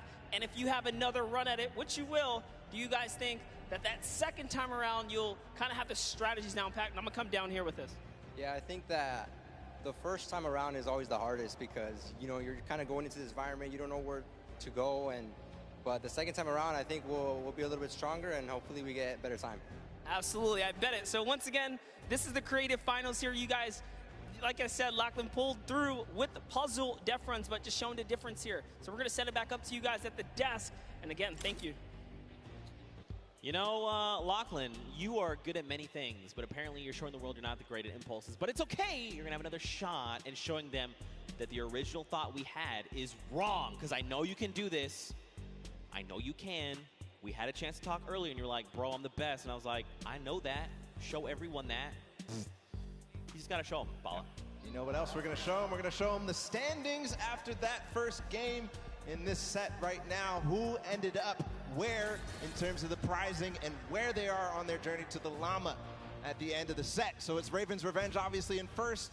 They earned themselves $55,000 and that much closer to the silver llama. That's right, but don't forget, Funky Fighters and the Chicken Champions both have those silver llamas. That is going to be a massive determining factor in going forward. You know, if you're Raven's Revenge, you are absolutely looking to try and snag that Silver Llama if possible, because that's going to put you in contention, right? Then you have to set your eyes on the Gold Llama for the tiebreakers. But all in all, to be able to kind of come through and win that prize money for you and your team is massive. They have confidence, right? And again, I think the only other team that stands right in their way right now is Fortturtle. This guy is a maniac. He's showing us that he is. Let's see if that happens here in game number 2. The Sunshine Soldiers fell short, but Fortturtle showed us all what he was made for, and I think we're getting ready to go into the match. As all the players are loading up right now, there's the Fish Fam, Scissors and company. They're all about to start. The gates are about to open. Guys, let's hear it for them. Ah, there you guys are. You're paying attention. I respect it. Here we go. 10 minutes. Countdown has begun. The gates are open. And now here we go. Husey is first out of the gate, immediately just flying. You can see this is completely different than before, right? Before, people were kind of taking their time. Hey, what's this? I can't see where this ledge. What's going here? Let's sit here and inspect everything. That's not the case now. Everyone is just flying through these obstacles. Yeah, a couple of these guys have not gone down yet. Here's Magma making his way through with the Ravens Revenge. This was the team that came out on top and was the player that led them all the way up to those treacherous stairway that we saw at the end there. Almost getting up around the corners. And here it looks like we are almost to the castle for Fortturtle. And this is the player we were talking about so much, Zeke. That's right, man. A legend in every way of the word. Stewart almost making the jump for the Sunshine Soldiers as well. Unfortunately not. So this is this trap, this obstacle, very precise jump. You actually have to impulse a very specific way, at a specific angle, at a specific distance away from you to make it all in one jump. You can also, I hope they're not listening, but you can turn around and actually impulse backwards, right? So you face away from the tires and impulse yourself backward while jumping. Again, even doing that though, very precise. You know, you have to make sure you're doing this in one go. Look, Hyozi's already here. He's already trying to collect the coins. Already towards the half pipes in the castle. Wonder if he already triggered all the traps down below and grabbed that coin, or if he's leaving that for another teammate. Gonna grab that coin perfectly. Nice job by Hyozi. Now he's moving up even further. No, he's gonna go back to get those traps. He made it. There you go, Suzu. Nice. All right, trigger the trap. Take a step back. Impulse forward. He's already too through the shallow. castle. I mean, look. Through the castle. Yeah, I'm actually surprised. So don't forget, the castle is open. So once you do make it to that halfway mark, you can just send someone forward, right? Like even if you're the first one and you're really confident, you could say, "Hey, Bala, I know you made it first. Just go up to the next round. I'm gonna stay behind. I'm gonna pick up the coins," right? So quite a bit of teamwork going into this. But look along the way, man. These jumps are crazy. Suzu, what are you? Okay, what a legend. What a legend. Showing everybody that he can hang. He's led on the team of Scissors with Fish Fam. We saw them not too far in the prizing. 18 points right now. They're leading the way, but no, it's actually Fortturtle again. Already towards these varying distance impulse jumps. And is he gonna first shot it? No, not exactly. But you know he's gonna hit it on the next time. Yeah, absolutely. Again, you know, this is kind of one of those things. The more that you do this, the easier it is the next time around, right? Once it's like, you throw it here, you're like, nope, that's not correct. This might be it. Okay, closer. I like it. Will he make it on the third jump? Don't forget, though, we got the Funky Fighters at 20 coins. We've got Fish Fam at 20 coins. Sunshine Soldiers, they need to try and pick it up. Here we go. Nice, but get across. Nice. Perfect play from Fortturtle. Now towards the lava jump and what you were dubbing as double danger. Is he gonna first shot? Does dodge the traps. Okay. This is from where he went last time, gets the coin, he's gonna double back. First try. Oh my goodness, he went through those. I would have gotten scared there, but no, Fortturtle knows exactly what he's doing. Gonna get all the coins in first try on the double danger, but doesn't make it through, so he has to still complete it. And Suzu and Sand, meanwhile, from Fish Fam, are taking the lead. And that's what I kind of talked about, right? Trying to send two through. If you and your duo partner can make it through these jumps and get there, then you can start watching, right? Because like you as a player, you go to do it, you mess up and you're eliminated, you're like, what happened? What exactly did I do? You kind of go back and then kind of relive that moment. Not here, right? This is the moment that they were all stuck on for so long. Suzu knows it now. He's not going to hit the first time. Zand also attempted it at the same time. Not going to work out just yet. Here, they're going to give themselves the opportunity. Suzu trying again. Triggers 2. The third, yes. The jump. Right, Yes! nice. Oh, and Zand! He was worried there that he might have pushed the door. him off. Not sure if he made it. I don't see him falling down. Yes, he did make the doorway, and now he's back towards this thing where he has to go under at the same time as triggering the trap. He does it. He's back to the stairs. The Fish Fam only need one more coin, and they're about to do it in 5 minutes. It is so fast here. The last time we got here, it was 1 minute and 30 seconds. So one more coin for him to complete the map. He makes it farther than any player has yet so far. Where's the next pad? He actually found it first try. I don't believe it. No, that was not where you gotta go. You gotta go back inward. It's okay though. He's gonna get another shot. Man, that was very impressive. Honestly, I would have been like, where am I supposed to go? But that's why this is called the leap of faith. You've got to jump around that corner and hope that something will be there to catch you. Faith he has. And with 4 minutes and 50 seconds to go, not a single person, not a single soul in vision. He's going to have plenty of time to work with. We'll see if the Ravens' revenge can repeat and get back to where they were, but it looks like Sand is also going to join as well, but no, he falls just before. Yes, Tyler too. So the Fish Fam is coming through in big numbers at this last leap of faith. And you know what could be huge here for Fish Fam? If they can make it through the leap of faith and they can actually get this coin, they're going to stop the timer, right? So less time that everyone else kind of has around to observe what's going on and try to get this practice in, the better. Here we go. Nice. All right, you got to jump in and out and around. Out and around. Yes, use the wall. Okay. All right. Yep. Look around. Uh-huh. Yes. All right. Okay. All right, here we go. Wait. Last jump. And he needs to hit the coin. This is going to be it. No, he didn't touch it. Just barely missed there. Finally hits the bouncer and he's gone. There it is. The first players to complete the world run in 5 minutes and 52 seconds. An unbelievable time compared to what we saw last time. But still, the remaining teams have to battle it out. Back to the Ravens' revenge. They're still on the double danger. And they are going to get through. He has to hit the door, though. Oh, he almost fell all the way back down. Here we go. Not finding the speed, not finding the bounce there. Threading the needle. Oh. You hate to see it. Now, don't forget, remember, Ravens Revenge was the first team from last round. They made it here, and they're already kind of right back where they need to be. You've got the Sunshine Soldiers also going for the leap of faith. But look at how many coins they have, right? In theory, they should be at 29. This should be the last coin that they need to pick up. But someone hasn't picked up points. Now, where? I'm not sure. But that could make or break their performance right here. That absolutely could. We know Sunshine Soldiers had a great performance last game. Fort Turtle has completed the map. If you see him up there, he's just watching on down. But the Ravens' revenge seem to have completed just a little bit more. Everybody now, I think, going to be trying to attempt these last couple of jumps. And they must try to complete the match. But important to note is the Ravens' revenge in second place right now. They need one more coin as well. That puts them in a huge advantage for that Silver Llama when we go into the third game. What just happened there with Stewart? He just climbed to the top with the tires. That's right, the secret tires. See, these are little things you discover as you're... Oh, it's okay, Stewart. Don't worry. Take a deep breath. Line it back up. You got this. 2 minutes left on the clock, Bala.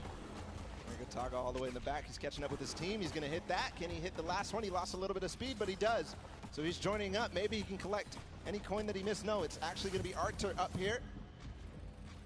He's got to finish the leap of faith as well. So number of teams here. Man, you got to think, if you're everyone else, you've already seen the Fish Fam stop that timer at 5:52, right? Just under 6 minutes. So you're thinking, we have to go. We have to be hitting these jumps, and that's just applying more pressure, right? Especially with a crowd here roaring as well. You know, there's all this pressure on the line. Nice jumps here. All right, keep looking around. Yeah, you see it right there. Bounce off the wall, out and around.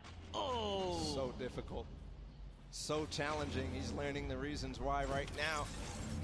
He's going to continue to get more attempts. Meanwhile, the Funky Fighters have gotten their last coin up to the final one. Kuto being the player who gets there. He's on the leap of faith as well, so it's just head-to-head against these two. And this is very important for Funky Fighters. They need to stop Ravens' Revenge. If anything else, getting second obviously important, but also because it's head-to-head against Ravens' Revenge, this is such a meaningful final jump. And, I mean, don't forget, they were the winners of that first round, so they already have points built up from that. If they could secure this last coin, that could be massive heading into the standings. But again, we've just got about 50 seconds left here. You can just tell they're just trying to hit these jumps with everything they can. Okay, Kuto, right, a little bit further than we saw him last time. He's got to make the Yeah, this is the one you have to go out and right? There okay, you go. now the bounce off the wall. Okay. Looking exactly, seeing if there's any more opportunities. He makes it. Okay, this could be clutch. Bounce. This could be clutch here from Kuto. Just gets to the top here, and then he needs the bounce pad. Yes, perfect. Just the coin now. He gets it! There it is. 9 minutes and 23 seconds ahead of the Ravens' Revenge. Still time on the clock, though, for the Ravens' Revenge to collect that last one. And what's impressive, too, is that 2 players have actually completed for it. The players up above, but now the rest of them, 1 second remaining. It's still going to be the Fish Fam, 5 minutes and 52 seconds, who take that one. That second map of the World Run is down and done. Man, mad props to the Fish Fam. They did it in almost under 5 minutes, right? They came out at that 5:25 mark, 5.5 minutes. Now, Funky were right behind them. A little longer, right, at that 9:23 mark, but still, they got all 30 coins. If we have to go to tiebreakers, these 2 teams have 1 more coin than everyone else up at that 29 mark, so that could very well make a big difference heading into tiebreakers. But again, Fish Fam, way to show up. I respect it. It's crazy, the improvement from game 1 into game 2. Yeah. It was just awesome. Ravens' Revenge, obviously, in the first match coming out ahead, but Fish Fam clearly improving all across the board. It wasn't just one person. It felt like it was the entire team, because that time was unbelievable. That's going to be hard to beat. Yeah, we'll have to see who else can do it. Again, you know, Ravens' Revenge had a fantastic showing. Funky Fighters showed up there at the last moment. And then, obviously, the Fish Fam. But don't forget, you still got players like Fortnite over on Sunshine Soldiers. Everyone, all of these teams have someone that's going to get them very, very far, right? We've seen that.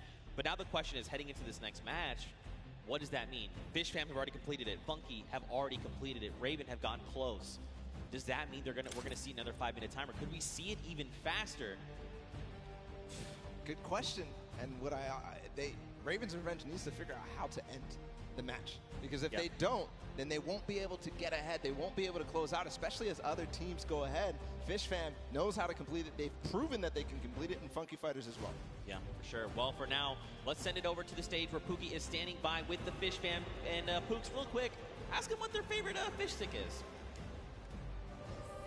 You know, we can't always make it all about you, but I am down here with the Fish Fam. It is, dare I say, official. They're the first team to take a victory in the death run. I'm going to start here with Suzu. So you were the one that essentially clutched that victory for your team. How did that feel? It felt great. Like, at first, I choked the bouncer, and then I thought I choked the level as well. But then I figured it out, and I picked up the coin. I was like, wait, this is it? Let's go, baby. It definitely looked like you were in a little bit of a precarious situation there for just a second. Was your team coaching and helping you that whole time? Yeah, they kept track of the coins that we picked up. They kept motivating me, like, you got this, this is easy, we got this, we got it in the pocket and stuff. So yeah, that felt great. Awesome. Now, I'm going to come over to you, Scissors. We all know you are the veteran of death runs. You have been doing this from the very beginning. It must be an absolute honor to be here on the stage today competing, being able to help these guys out, pulling through to a victory. Are you going to continue the strategy going into the next game? We've got the strategy on lock, and obviously it's awesome, you know, helping these guys, but they're helping me win. They're the real speedrunners. Well, I mean, it is a team effort at the end of the day. All of you have picked up coins. Sand, I'm just going to go over here and talk to you really quickly. Now, I mean, this Creative Cup, what does this mean to you as, you know, a creative champion? I mean, I'm not a champion yet, but maybe, yeah. Maybe one day. Well, thank you guys so much for staying here, hanging out with me. Best of luck in the next run. Zeke, back to you guys. Look at that, the Fish Fam ready to go back in. They're already getting their heads back in the game. Also, great pun, Pookie. Also, I'm upset with you that you think this is all about me. What is wrong with you? All right, though, anyway, What kind of takeaways do you think these players can make heading into the next game? Well, the takeaway that I take out from that is that they were all supportive. The interview, they said they were supporting each other, keeping track of the coins, and pushing their Suzu ahead, making sure that they're encouraging him. But for everybody else, I think the takeaway is, how do we beat that leap of faith? Yeah. That's the one that everybody's gotten stuck on. They've wasted a little bit of time at the double danger, but the leap of faith is really where everybody needs to close out, especially the Ravens' Revenge, if they want to get that silver llama. Well, we'll have to see how things unfold for them. Very quickly, though, let's take a little break here. Let's send it down to Cam for his Inside. Sundown, what you got? Zeke and Bala, and we're going to take a look at some of the kind of strategy that goes into it. But first, all of these competitors who are here, who are competing in this world run, have had an opportunity to get there. It's been incredibly stressful. There's a certain amount of kind of mental edge you need to get through it. So let's kind of take a look in how these competitors prepare for what was a world premiere and first appearance ever. Let's take a listen in and how these guys are talking and getting ready for the match.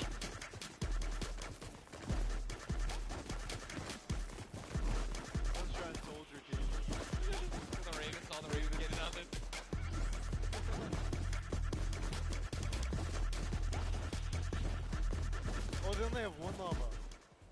Just absolutely amazing there. You can tell Ninja and then the trendsetter right there, throwing the peelies in the air, but also a big shout out to whoever that was on the Llama Record Co. I saw you there, hitting the llama bell.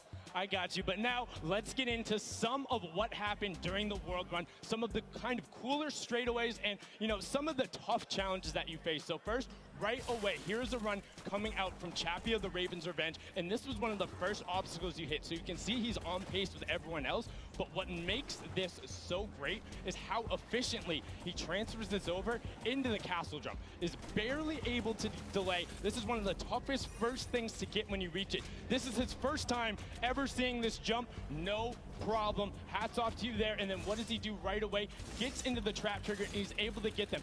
Notice how as soon as he goes, he is quick flicking his camera back the other direction and gets all of those so consistently able to get it. Now, we saw a smashing success on their first attempt. Unfortunately, the Cuddle Crew had a little bit of a harder time when it came to that castle jump. It's okay, this could have been my replay and I wouldn't have been lying. So many of these, they're so incredibly difficult because you think, oh, I want to maximize my height up, but you have to get it out with the correct trajectory. Now you can see Ninja able to get through the speed part of the run and then over the top. This is towards the back half, and look how well he's able to then trigger those traps and get through. But the Fish fam were the ones who were able to make that incredible run on the back of Suzu. Now this was from his first run when the Ravens were able to get it, and if you look at the timer, next time he faced this, he about finished the course. So an incredible job from him to make sure he is pushing the limit with what they're able to do. And you can also see the level of communications. He knew he messed up right away, and then he immediately communicates to his team. He's like, hey, you got to run and then go up.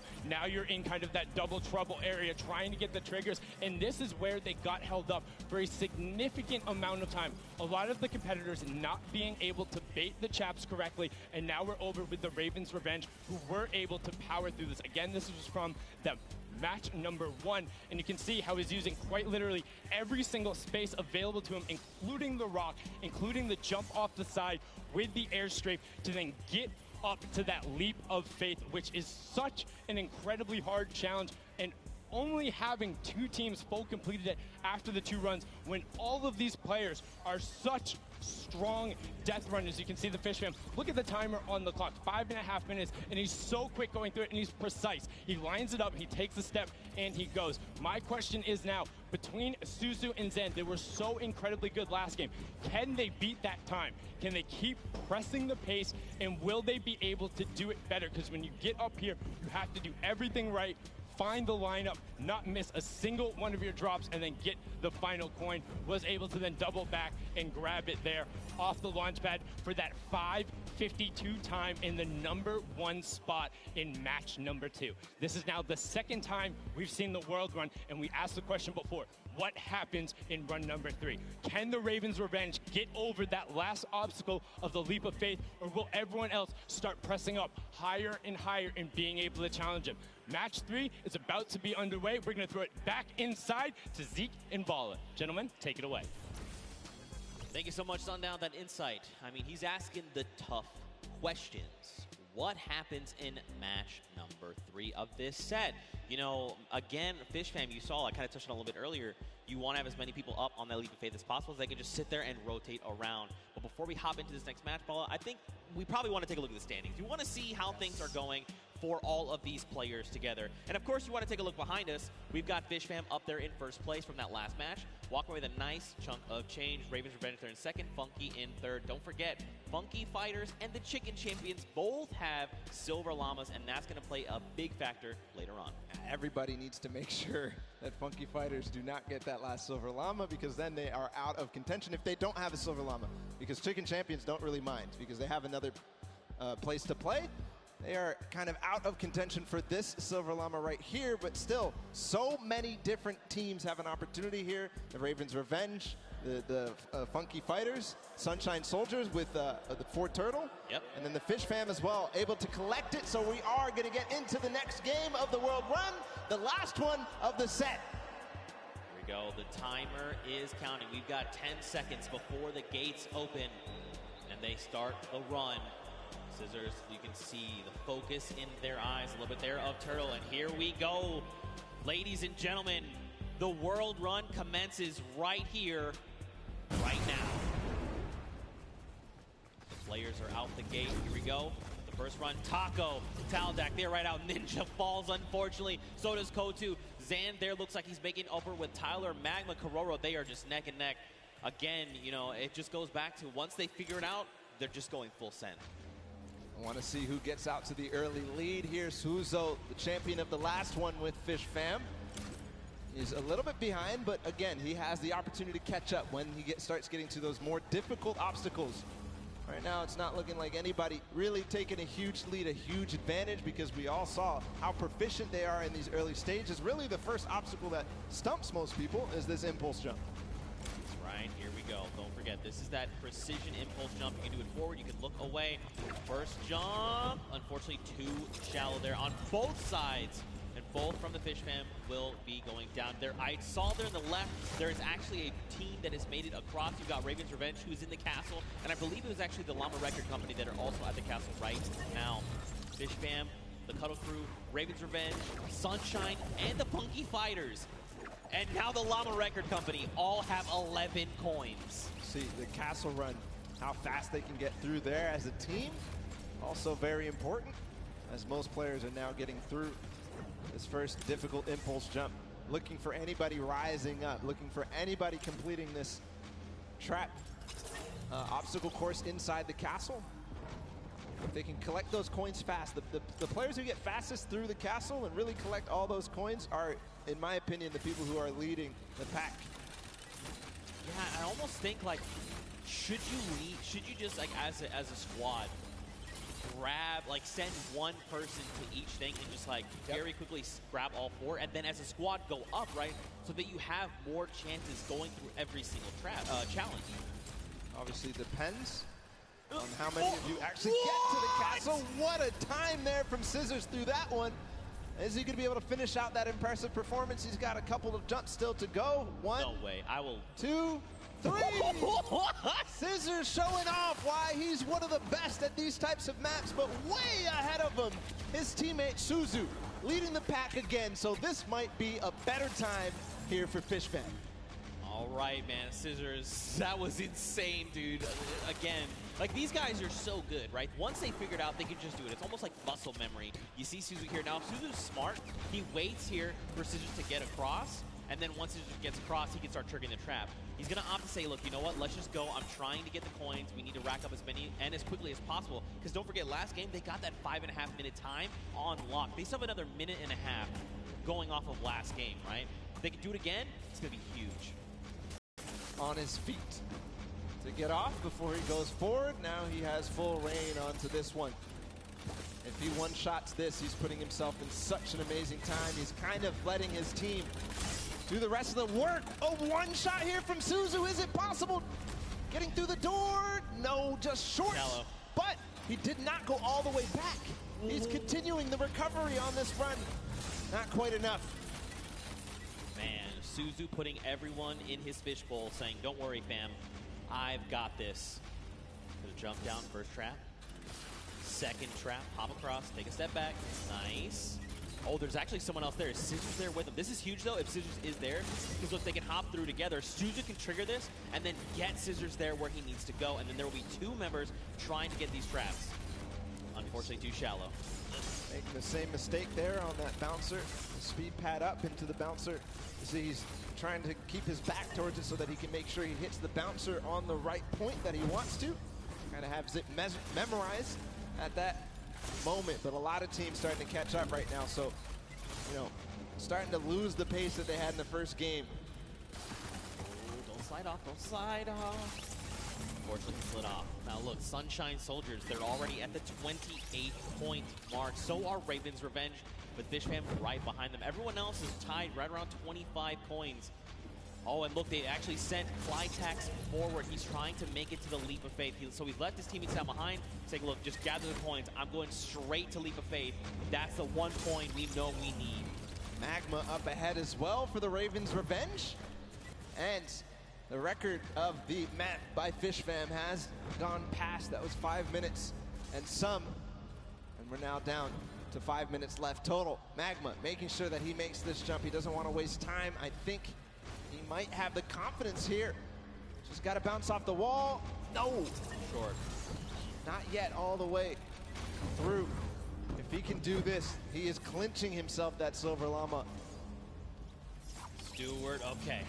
Yeah, these momentum jumps, very difficult, or neo jumps as they're also called.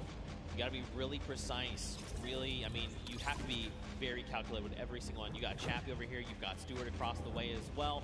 Look, you can see Suzu there too. I mean, there's so many people here that are already at the Leap of Faith. And look at the rest of the teams, right? Even the Funky Fighters, Little Whip, and Llama Record Company, they're at 26 points. They're closing in on that Leap of Faith. Sunshine Soldiers adding their name to the hat of people who are trying the Leap of Faith. Stewart, not quite making it through yet. Magma right now feeling a bit of frustration. He feels the pressure. He knows that he has to try to make this, try to get this last coin ahead of anybody else.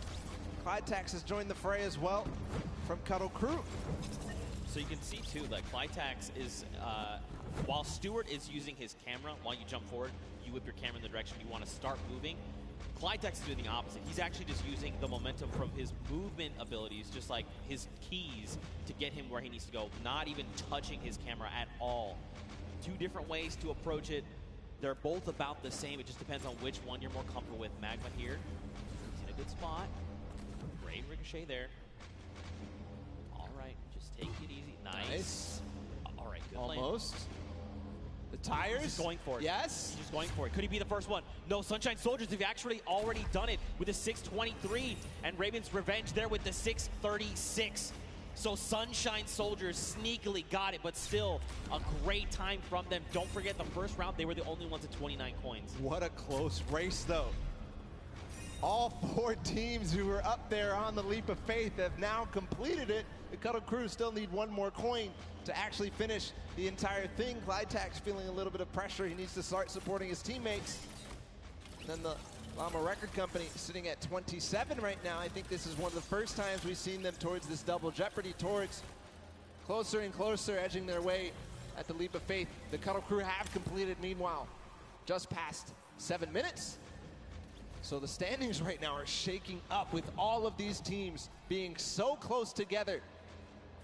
Can't wait to see where it is. Still, every single placement here matters. Chicken Champions, Funky Fighters, Little Whip Warriors, and the Llama Record Company all at 27. Who is going to come out on top in this four-way race? And don't forget, this really does make a difference, right? They're all competing for prize money, so being able to come out ahead of another team, that's going to secure you more of that pot, so they have to be very careful, right? They have the 2 minutes left, but man, to see all these other teams, 4 of them already get that third coin. Like, you know, we saw that first game, it was like, oh man, Raven's Revenge is the only one at 29 coins. Everyone else is not even close. Second game, the story is Fishfam and Funky Fighters. Now, we've got 4 teams that have gotten that 30th coin. Insane, especially how close it is. Like, even look at Raven's Revenge and Fishfam, right? Just a few seconds difference. And all that could mean a huge amount when we look at the standings at the end of the match. But meanwhile, Nobody yet up to that leap of faith. Oh, actually, Kuto. But we saw him finish the game last time for the Funky Fighters. See if he can do it again. He's got 1 minute and 15 seconds to do it. Came in second, just behind the Fish fam in their record-breaking run. Can he do it now? All pressure on him. And I mean, you gotta look, right? All of his other teammates are still being eliminated, right? They're trying to get up there because, again, just more shots you can take at the leap of faith, the better, right? The more chances you have of securing that 30th coin. So many teams are approaching this leap of faith now. You can see in the background, there's at least 3 teams up here total. Could be also some players who have not yet finished the map from the other teams. As Chappie sits there, Chicken Champions making their approach. I'm wondering, Kororo, if you do this last one, you are going to beat out the Funky Fighters. And that could mean huge placement in terms of the prizing at the end of this. 30 seconds to go. All right, wait, he's made it. Okay, look back down. Okay, it's fine. Small jump. Got it. Last jump, and he's got the coin too. There you go. So the Funky Fighters finish up ahead of the Chicken Champions. Korora, fortunately, is going to fall shy. But at 29 coins and 5 seconds remaining, I think that's going to be the end there for this. These are the standings as they are. The Chicken Champions come out there